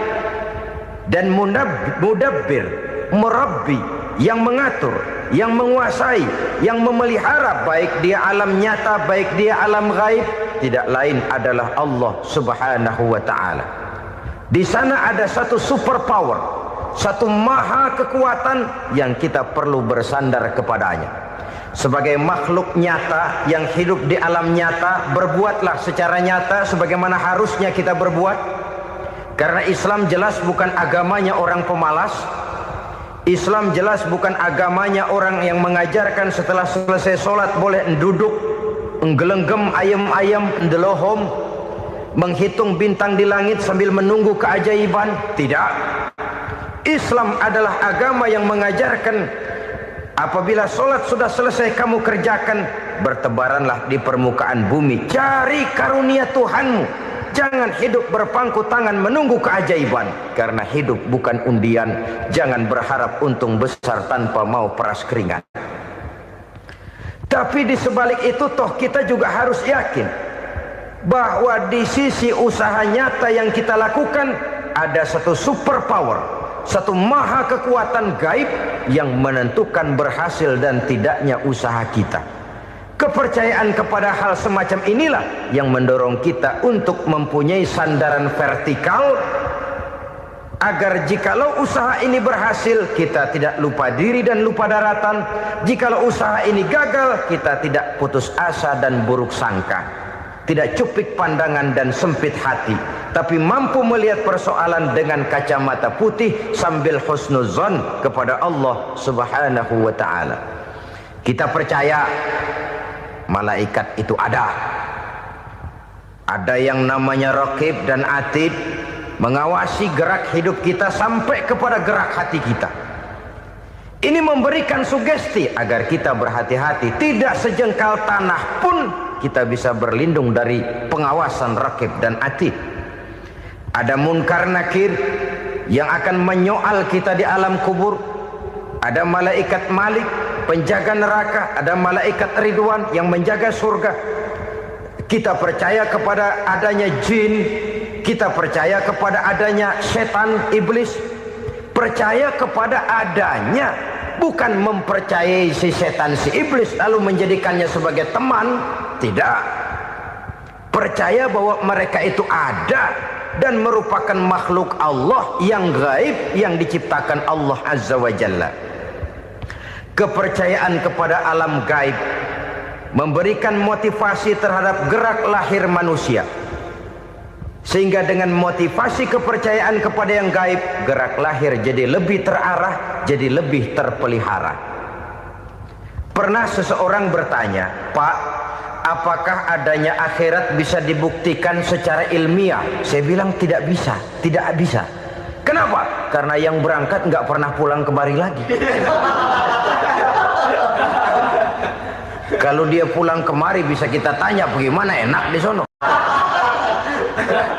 Cuma secara moral saya katakan, lebih beruntung orang yang percaya kepada akhirat daripada yang tidak. Sekarang saudara percaya akhirat ada, lalu saudara baik-baik di dunia, sholat, puasa, zakat, menolong orang lain, menebarkan kebajikan. Saudara mati, andai kata akhirat tidak ada, toh dalam hidup saudara sudah berbuat baik. Paling tidak nama saudara akan dikenang sebagai orang baik. Sebaliknya, saudara percaya, kata saya, bahwa akhirat tidak ada, lalu hidup semau-maunya, tenggelam dalam maksiat dan munkarat, menentang Allah, tidak mau ruku dan sujud, lalu saudara mati, kemudian akhirat ada, ayo mau apa? Bekal tidak punya. Jadi secara moral lebih beruntung orang yang percaya kepada adanya akhirat daripada yang tidak percaya. Dan itu alam gaib yang tidak bisa dibuktikan secara eksat. Jangankan untuk membuktikan seperti itu, dalam kehidupan sehari-hari saja yang kita rasakan tidak selalu berbentuk toh. Angin, bagaimana sih bentuknya angin? Kita tidak tahu. Merah, buktinya kalau dikerok merah. Yang merah itu kulit, yang kulit kita bukan anginnya. Sakit, rasa sakit itu ada, tapi bagaimana bentuk sakit? Kita nggak pernah tahu. Kalau kita makan cabai pedas, bagaimana bentuk pedas itu tidak ada, tapi rasa ada. Bentuk pedas hijau, cabainya bukan pedasnya. Tidak semua yang kita rasakan bisa kita gambarkan dalam bentuk yang konkret. Oleh karena itu, sekali lagi bahwa kepercayaan kepada alam yang gaib mampu memberikan satu sugesti yang menata kehidupan seseorang lebih lurus, lebih terarah, dan lebih terkendali. Maka wajar kalau kepercayaan kepada yang gaib mengantarkan seseorang untuk meraih kemenangan. Kenapa? Dia percaya kepada yang gaib, bahwa akhirat ada, bahwa alam kubur ada, bahwa pertanggungan jawab itu ada. Maka dia lalu tidak hidup saenae udele dewe gitu loh. Tidak hidup menurut seleranya sendiri, terarah, teratur. Ini cirinya yang pertama, orang bertakwa yang akan meraih kemenangan, mereka beriman, mereka percaya kepada yang gaib. Bahkan hal-hal konkret saja selalu berangkat dari yang gaib. Saudara-saudara, para remaja, para pemuda sekarang ini tidak pernah tahu toh siapa yang akan jadi teman hidup saudara. Kita bisa saja ngerancang, mentargetkan, tapi toh akhirnya yang namanya jodoh bukan kekuasaan kita. Rezeki di luar kemampuan kita. Begitu juga ajal. Maut, jodoh, ajal adalah contoh-contoh konkret bahwa pada akhirnya yang gaiblah yang menentukan. Bertahun-tahun ngelancong, emang jodoh seret, nggak jadi.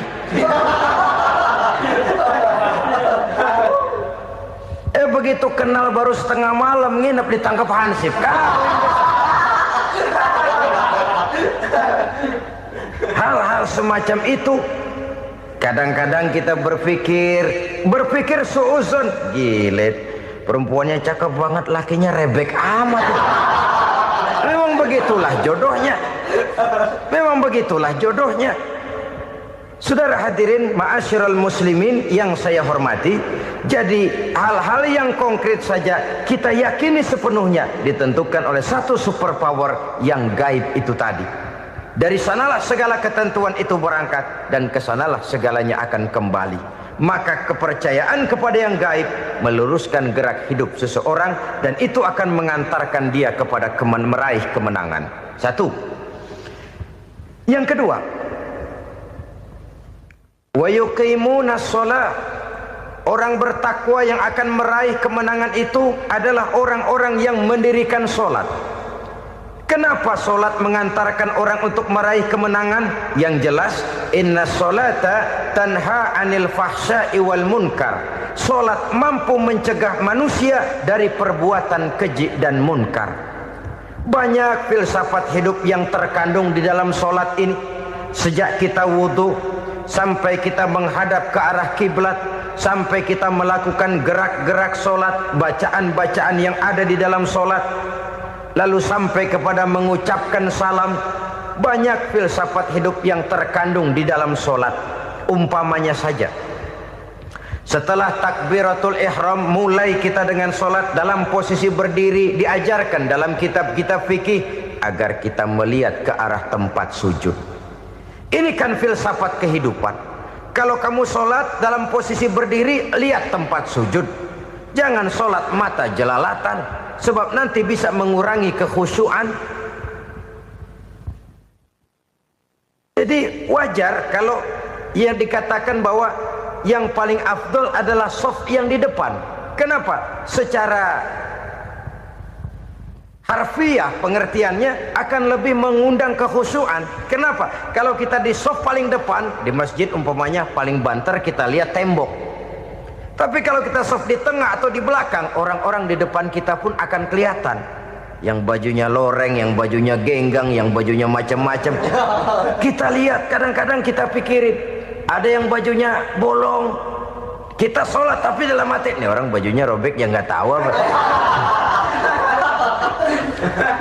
Ada saja hal-hal yang mengusik kekhusyuan kita. Oleh sebab itu diajarkan dalam posisi berdiri, lihat, arahkan pandangan matamu kepada tempat sujud. Ini kan filsafat kehidupan. Maksudnya apa? Kalau lagi diri lihat dong tempat sujud. Kalau udah di atas ingat dong sama yang bawah. Kalau sudah tinggi ingat dong dari mana kamu berangkat. Kalau sudah berkuasa bantu dong yang lemah. Kalau sudah kaya santuni dong yang miskin. Kalau sudah alim bimbing dong yang awam. Ini filsafat kehidupan. Dalam posisi berdiri kau lihat tempat sujud. Ini akan melahirkan kepekaan sosial di mana seseorang mau tahu kepada orang lainnya. Bagaimanapun kaya kita, tinggi pangkat dan jabatan kita, jikalau hidup hanya untuk kepentingan perut sendiri saja, rasanya belum membawa manfaat di dalam kehidupan kita.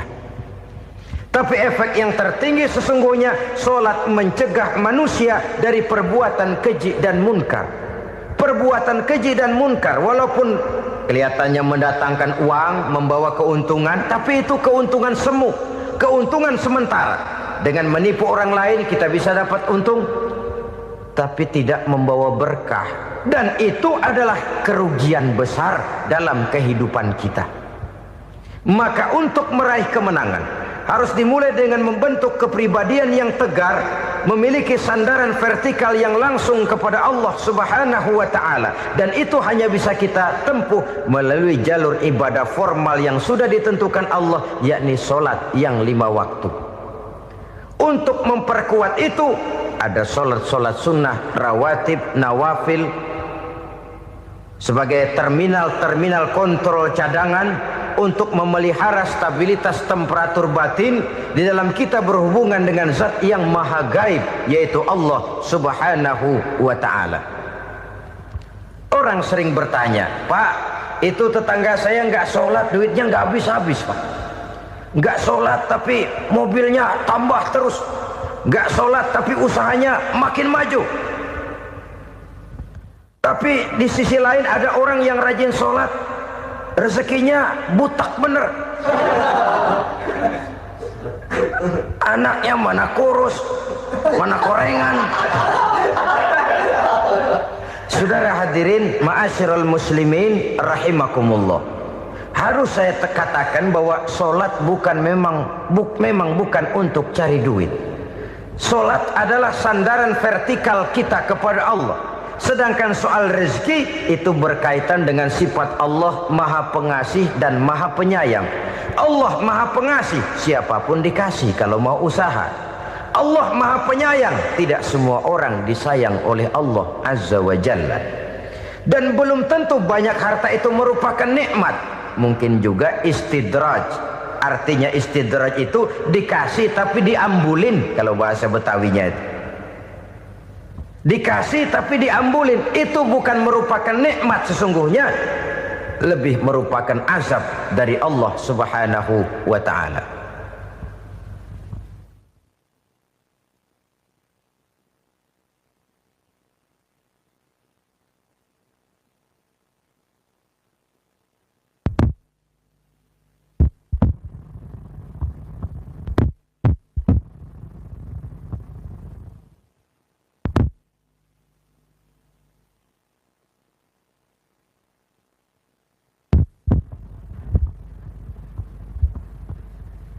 Agama mempunyai sistem sholat, dan kita umat Islam telah dituntun oleh Allah Subhanahu wa ta'ala yang wajibnya 5 kali dalam sehari semalam mendirikan solat, dan itu tentu berada dalam jangkauan kemampuan manusia.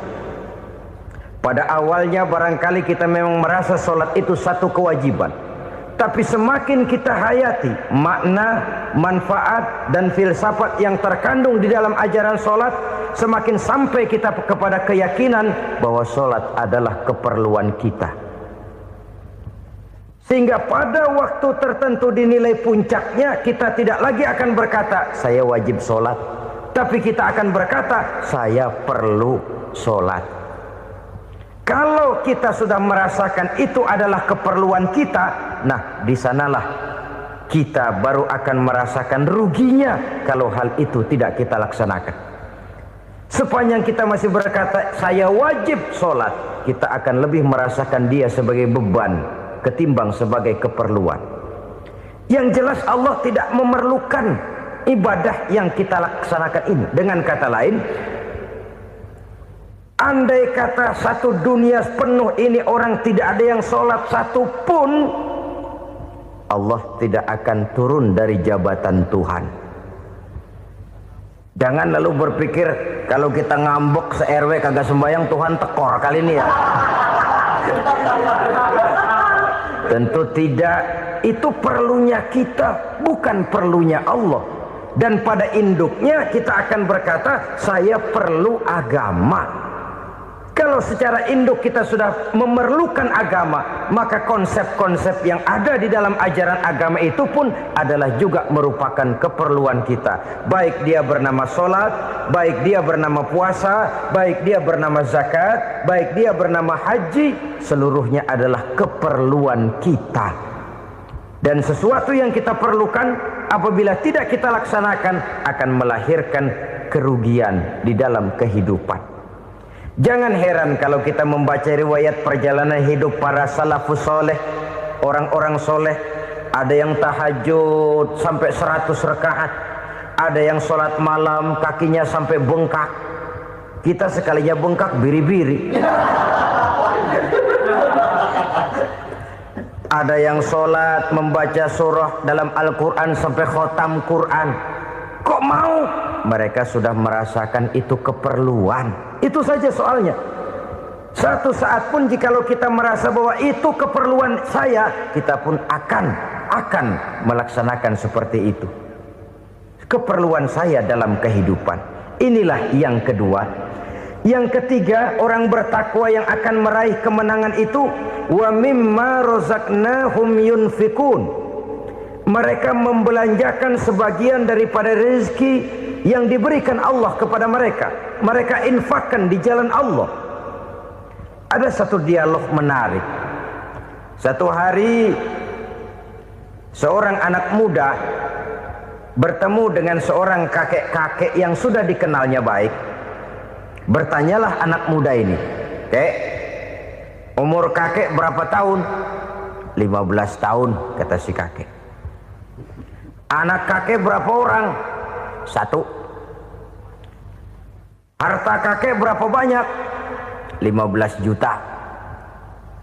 Si anak muda ini bengong, lalu protes, "Kok kakek bohongin saya?" "Kenapa?" "Saya tahu umur kakek 70 tahun. Kenapa ngaku 15? Saya tahu anak kakek 5. Kenapa bilang 1? Saya tahu kakek miliuner, miliaran uang kakek. Kenapa ngaku cuma 15 juta? Begini, kata si kakek tadi. Benar, umur saya 70 tahun. Tapi dari umur yang 70 tahun itu baru 15 tahun terakhir ini saya merasakan ibadah kepada Allah. Meninggalkan maksiat, jauh dari segala macam munkarat. Maka yang 15 tahun inilah yang benar-benar saya rasakan sebagai umur saya. Benar anak saya 5, tapi yang 4 susah diatur. Cuman 1 rasanya nih yang bakal jadi si buah hati belahan jantung pelanjut cerita penerus sejarah.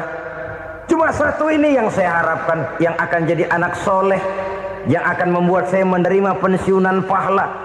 Kalau yang 4 apek dah, nggak ada harapan.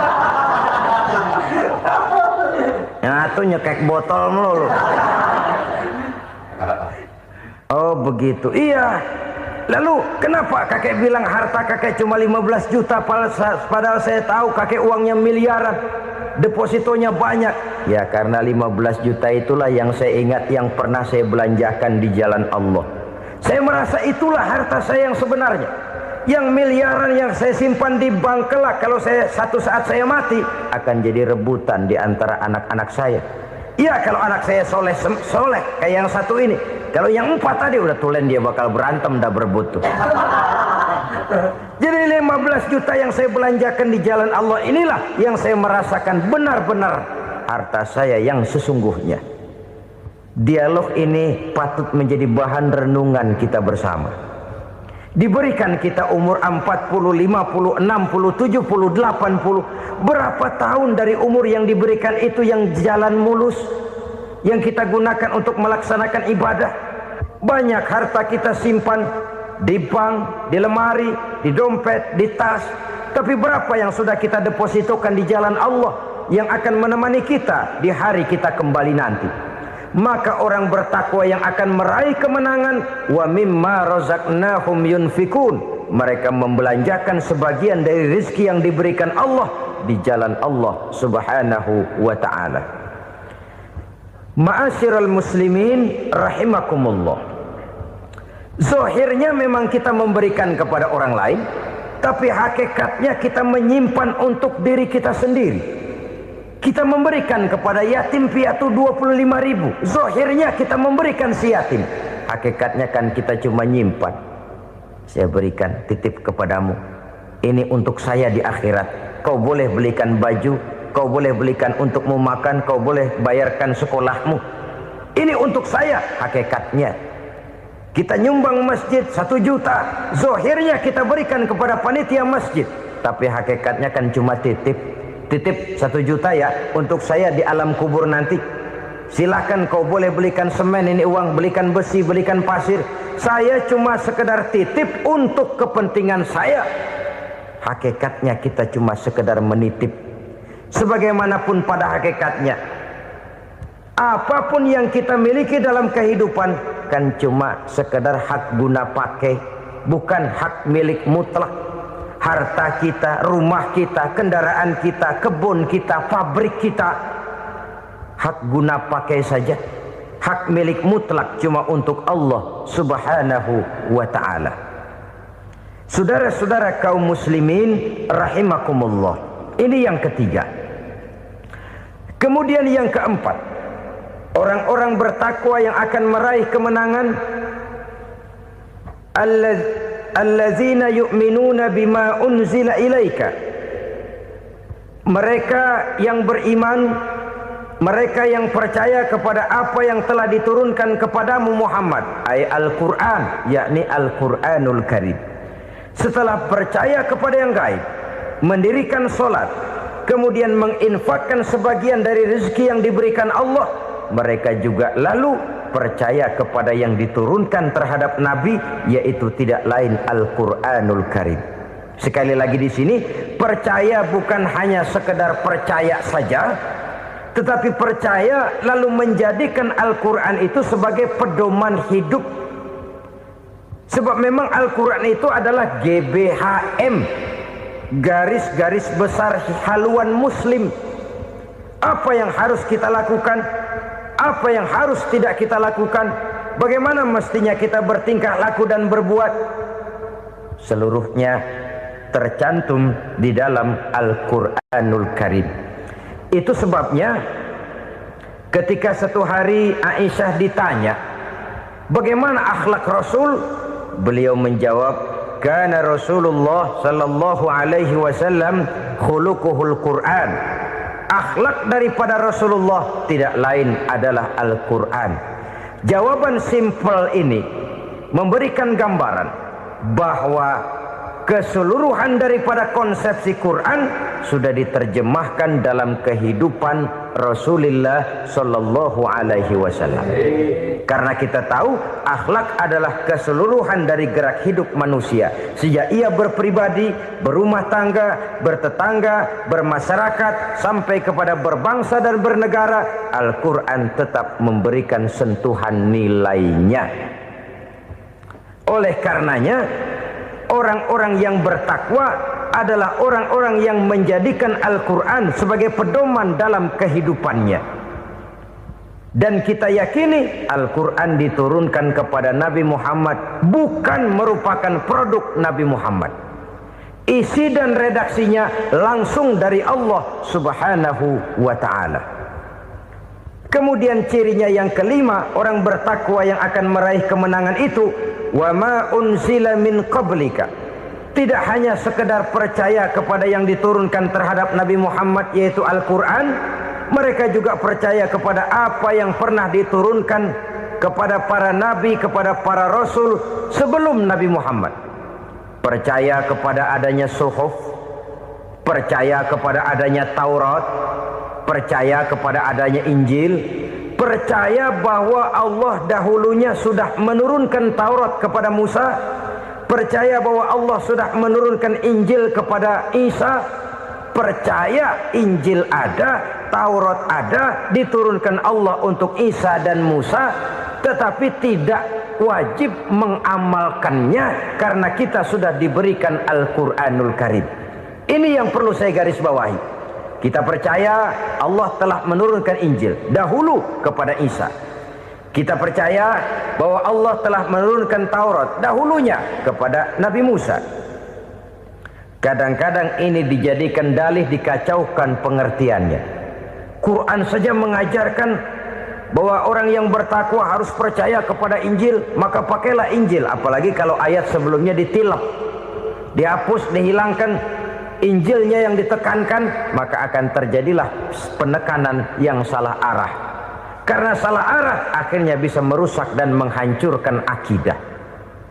Ketika Rasul suatu saat pernah ditanya orang, "Ya Rasul, bagaimana sikap kita sebagai muslim terhadap Injil yang ada sekarang?" Beliau menjawab, "La tukadzibuhu jami'an wa la tusaddiquhu jami'an." Jangan didustakan seluruhnya, jangan juga dibenarkan semuanya. Artinya, ini sudah merupakan gambaran dari Rasul bahwa dalam Injil yang ada sekarang masih ada ajaran-ajaran tauhid yang dibawa oleh Nabi Isa dan diajarkan kepada umatnya.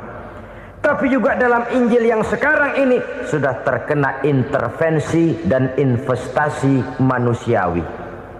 Karena itu Rasul menyimpulkan, la tukadzibuhu jami'an wa la tusaddiquhu jami'an. Jangan didustakan semua, jangan dibenarkan seluruhnya.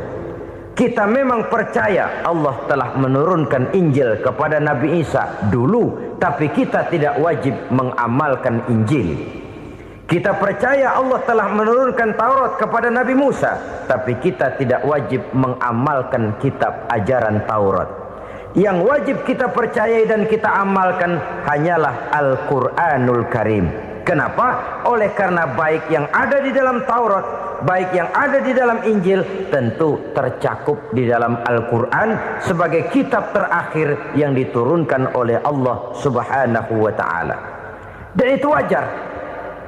Kalau seorang pejabat mau mengeluarkan satu keputusan baru, tentu dia harus meninjau keputusan-keputusan lama.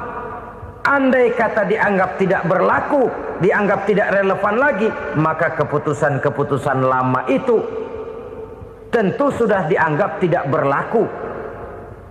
Sebagian daripada aturan-aturan dalam keputusan lama yang masih dianggap relevan tercantum dalam keputusan baru yang wajib diamalkan. Begitulah hubungannya antara Al-Quran, Taurat, Zabur, dan Injil. 4 kitab samawi yang diturunkan Allah masing-masing kepada Zabur untuk Nabi Daud, Taurat untuk Nabi Musa, dan Injil untuk Nabi Isa alaihi wassalatu wassalam. Ketiga-tiga kitab itu kita percayai adanya, Kita yakini Allah telah menurunkan Zabur, Taurat dan Injil, tapi kita tidak wajib mengamalkannya. Yang wajib kita mengamalkannya sekarang ini tidak lain hanyalah Al-Quranul Karim saja, karena ia mencakup apa yang ada di dalam Zabur, apa yang ada di dalam Taurat, dan apa yang ada di dalam Injil. Keotentikannya bisa dipertanggungjawabkan. Ya, tapi kan Nabi Muhammad sudah mati 14 abad yang lalu, dan di zaman beliau Al-Quran kan belum dikodifikasikan, belum ditulis. Bagaimana keotentikannya bisa dipertanggungjawabkan? Mudah saja. Allah berjanji, inna nahnu nazzalna dzikra wa inna lahu lahafizun. Kami yang menurunkan Al-Quran dan kami yang akan menjaga dan memeliharanya. Allah turunkan Quran, Allah menjaganya. Bagaimana cara Allah menjaga Al-Quran itu? Banyaknya orang-orang yang hafaz Al-Quran. Hafaz Al-Quran 30 juz, 114 surah, 6.666 ayat. Sehingga jangankan satu kata, jangankan satu ayat, satu kalimat saja berubah, sudah akan timbul reaksi dan mudah dimengerti. Kenapa? Banyak orang-orang yang hafaz Al-Quran. Sedangkan pada setiap akhir tahun biasanya malaikat Jibril selalu mengadakan checking terhadap ayat-ayat yang diturunkan pada waktu itu. Di zaman Nabi sendiri sudah ada usaha kodifikasi. Dan yang lebih luar biasa lagi, sampai hari ini tidak seorang pun mampu membuat satu ayat saja semacam Al-Quran. Ke bahasa manapun dia diterjemahkan, naskah aslinya tetap ikut, rujukan dasarnya tetap ada. Berdasarkan itu, maka tidak mungkin terjadi penyelewengan terhadap atau pemalsuan terhadap ayat-ayat Al-Quranul Karim. Kesuciannya, keotentikannya, kemurniannya bisa dipertanggungjawabkan. Ma'asyiral muslimin rahimakumullah. Oleh karenanya, konsepsi dasar daripada ajaran Islam ini memang tidak lain adalah Al-Quran dan Sunnah.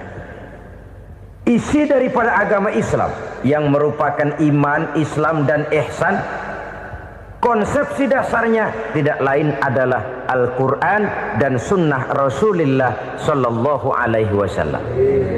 Maka yang kita perlukan sekarang ini adalah terjemahan Al-Quran di dalam kehidupan kita. Dengan demikian, maka gaya kehidupan yang lebih Qurani itulah yang kita dambakan. Kita perlu memang terjemahan Quran dalam bahasa Inggris, dalam bahasa Belanda, dalam bahasa Jepang, tapi yang lebih kita perlukan adalah terjemahan Quran di dalam kehidupan kita. Konsekuen, tidak memanipulasi, ringan sama kita jinjing, berat sama kita pikul. Jangan kalau lempengan ayat Quran tuh kira-kira enak diamalin, keras teriakan kita. Giliran kira-kira ayat Quran itu mukul kepala kita sendiri, diam kita. Itu ciri yang pernah disindir Allah dalam awal-awal Baqarah juga itu. Ciri beragamanya orang yang munafik. Kullama adha'a lahum masyawfih, kata Allah. Wa iza azlama alaihim qamu. Apabila terang mereka jalan, apabila gelap mereka berhenti. Artinya, kalau kira-kira di Islam nguntungin, rame-rame pada teriak Islam. Tapi ketika diminta untuk berjuang, ketika dituntut untuk berkorban, rame-rame mengundurkan diri. Nasib agama tidak ubahnya seperti daun pisang yang dikait orang di tepi jalan lantaran tak berpayung di ketika hari hujan. Manakala hujan usailah sudah, daun itu pun dicampakkan di tepi jalan, diinjak pula orang nan lalu. Artinya, orang menjadikan agama cuma sebagai lipstick, decoration only, tidak konsekuen. Hanya pada saat-saat kelihatannya Islam membawa keuntungan, rame-rame orang teriak-teriak tentang Islam. Tapi jikalau diminta berjuang, jikalau dituntut untuk berkorban, biasanya rame-rame juga mengundurkan diri. Jangan heran kalau mayoritas hitungan kita, tapi minoritas peranan kita. Kuantitas kita dalam jumlah, tapi dalam kualitas kita lebih sering jadi penonton daripada jadi pemain. Padahal itu sangat tidak boleh terjadi. Umat Islam di Indonesia harus bangkit. Umat Islam di Indonesia harus sadar akan keberadaannya. Tidak boleh hanya jadi penonton berpangku tangan, karena memang agama kita juga mengajarkan untuk konsekuen di dalam menjabarkan ajaran-ajaran daripada agama kita. Kita sering jatuh menjadi umat yang lemah oleh karena kita ini tidak pandai menggalang kebersamaan yang diakibatkan tidak konsekuennya kita. Diistilahkan bahwa umat Islam di dalam menggalang kebersamaannya itu harus seperti orang main sepak bola. Saudara-saudara kan tahu orang main sepak bola itu. Orang main sepak bola, kalau pertandingan belum dimulai sih silakan saja kumpul di luar lapangan, atur strategi yang baik. Tapi kalau pertandingan sudah dimulai, turun ke lapangan hijau, jangan kumpul terus. Ada sepak bola gotong royong, mundur-mundur rame-rame, depan ke depan kumpul melulu mainnya. Kalah. Orang main sepak bola itu ya harus ada penyerang tengah, harus ada penjaga gawang, harus ada strikernya, harus ada kiri luarnya, kanan dalamnya yang jadi backnya. Posisi boleh bermacam-macam, tapi yang penting saling ngoper untuk menggolkan gawang lawan. Begitulah umat Islam ini. Boleh ada yang jadi pejabat, boleh ada yang jadi pengusaha, boleh ada yang jadi petani, silakan ada yang jadi seniman, ada yang jadi penyair, ada yang jadi artis sekalipun. Tapi kalau sudah berhasil menguasai bola, jangan lupa operannya. Operan itu yang langka. Kita ini muslim kadang-kadang kalau sudah memegang menguasai bola, kalau belum mau mampus, belum mau ngoper. Nanti kalau sudah nggak punya bola, baru mau ngoper. Kalau sudah dengar-dengar mau dekat pensiun, baru mau jihad, baru mau berjuang, baru mau ngurus pesantren. Tanda tangan sudah tidak laku, memo sudah tidak dihargai, baru mau berjuang. Kemarin kemana mas? Kita tidak pandai memanfaatkan posisi. Dengan kata lain, kalau kembali kepada persoalan kita, konsekuensi kita terhadap agama yang kita anut ini belum ideal. Kita masih lebih sering berislam ini pada saat-saat yang menurut perhitungan kita membawa keuntungan. Tapi kalau diminta berjuang, dituntut berkorban, yang itu pun hakikatnya adalah untuk kepentingan kita juga. Allah tidak pernah menuntut kita untuk jihad bagi kepentingan Allah, itu tidak. Berjuang menegakkan agama Allah, apakah untuk kepentingan Allah? Tidak. Untuk kepentingan kita. Sebab nilai-nilai jihad itu pada akhirnya akan membawa kita kepada suatu kebahagiaan. Setidaknya kalau tidak di dunia, tentu di akhirat sebagai syahid. Oleh karena itu, pada bagian akhir ini saya ingin mengajak, marilah kita konsekuen. Sekali kita berkitabkan Al-Quranul Karim, mari dia kita jadikan pedoman. Jangan cuma kita jadikan sebagai penghias dinding, pelengkap rumah, bahwa di rumah kita ada Al-Quran, tapi yang baca kecoa. Habis pada bolong tuh Quran. Yang penting kan punya Quran. Ditaruh di pintu rumah. Biar apa? Biar kuntilanak kagak masuk katanya. Ya apa itu nasib Quran, cuma kerjanya jaga pintu, ngusir kuntilanak, ngusir memedi. Bagaimana kita hidup menurut tuntunan Al-Quran? Kadang-kadang tidak pernah menjadi masalah bagi kita. Maka bagaimanakah Al-Quran akan mungkin membawa keberkahan dalam hidup kalau ajarannya kita injak-injak dalam keseharian kita? Mewujudkan gaya hidup yang lebih Qurani, itulah yang akan kita rintis di dalam kehidupan kita. Bertahap, step by step, menurut kemampuan yang ada pada kita. Jika jalan ini tidak bisa kita selesaikan, percayalah akan ada generasi penerus yang akan melanjutkan usaha dan cita-cita mulia itu. Jadi percaya kepada Taurat, percaya kepada Injil, sekadar percaya Allah dahulunya sudah menurunkan itu, tapi kita tidak wajib mengamalkannya. Kenapa? Generasi Injil masa berlakunya sudah kedaluarsa. Taurat masa berlakunya sudah kedaluarsa. Injil pernah berlaku untuk orang Nasrani di zaman Nabi Isa. Taurat pernah berlaku untuk orang Yahudi di zaman Nabi Musa.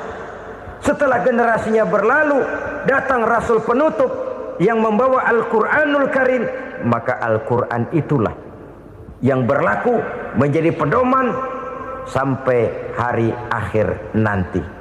Jangan jauh dari Al-Quran, karena apabila ini kita lakukan, maka kita akan kembali kepada satu gaya hidup yang jauh dari tuntunan agama, dan itu artinya kita akan semakin jauh untuk meraih kemenangan. Saudara-saudara kaum muslimin rahimakumullah. Yang keenam, yang terakhir, orang-orang bertakwa yang akan meraih kemenangan itu wabil akhirati hum yuqinun. Mereka percaya, mereka yakin seyakin-yakinnya akan adanya hari akhir,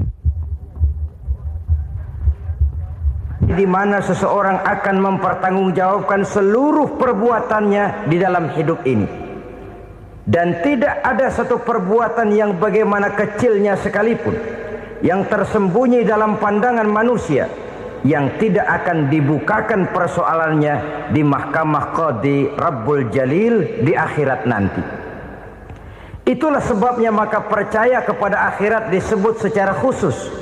Padahal di awal tadi sudah dijelaskan yu'minuna bil ghaib, percaya kepada alam gaib, dan alam gaib ini termasuk akhirat. Kenapa pada bagian akhir disebut lagi akhirat? Karena ternyata bahwa kepercayaan kepada adanya akhirat merupakan induk dari kepercayaan terhadap adanya malaikat, setan, jin dan lain sebagainya, dan akan lebih memberikan sugesti dalam kehidupan manusia untuk meluruskan gerak hidupnya. Jikalau satu saat tergerak hati akan berbuat kejahatan, ingin mencuri, sadarlah, awas ada akhirat. Sebab kalau kita cuma teriak awas ada polisi, itu cuma tertunda sementara, begitu polisi meleng embat.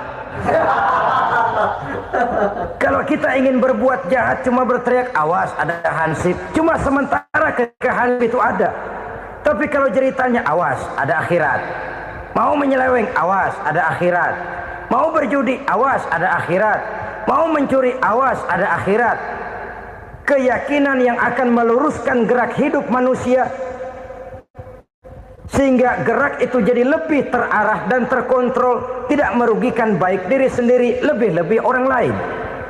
Ternyata bahwa kepercayaan kepadanya adanya hari akhirat sanggup menjadi sumber daya kontrol dari kehidupan manusia, sehingga ia tidak terjebak dalam perbuatan maksiat dan munkarat. Saudara-saudara kaum muslimin, inilah saja yang kita bicarakan pada pertemuan kali ini. Semoga Allah subhanahu wa ta'ala memberikan kekuatan zahir dan batin kepada kita untuk dapat meraih kemenangan dengan beriman kepada yang gaib, mendirikan solat, membelanjakan sebagian dari rezeki yang diberikan Allah, percaya kepada Al-Quran, beriman kepada kitab-kitab yang diturunkan sebelum Al-Quran, lalu meyakini adanya hari akhirat. Terima kasih atas segala perhatian, mohon maaf atas segala kekurangan. Usikum wa nafsi bitaqwallah. Wassalamualaikum warahmatullahi wabarakatuh. Waalaikumsalam.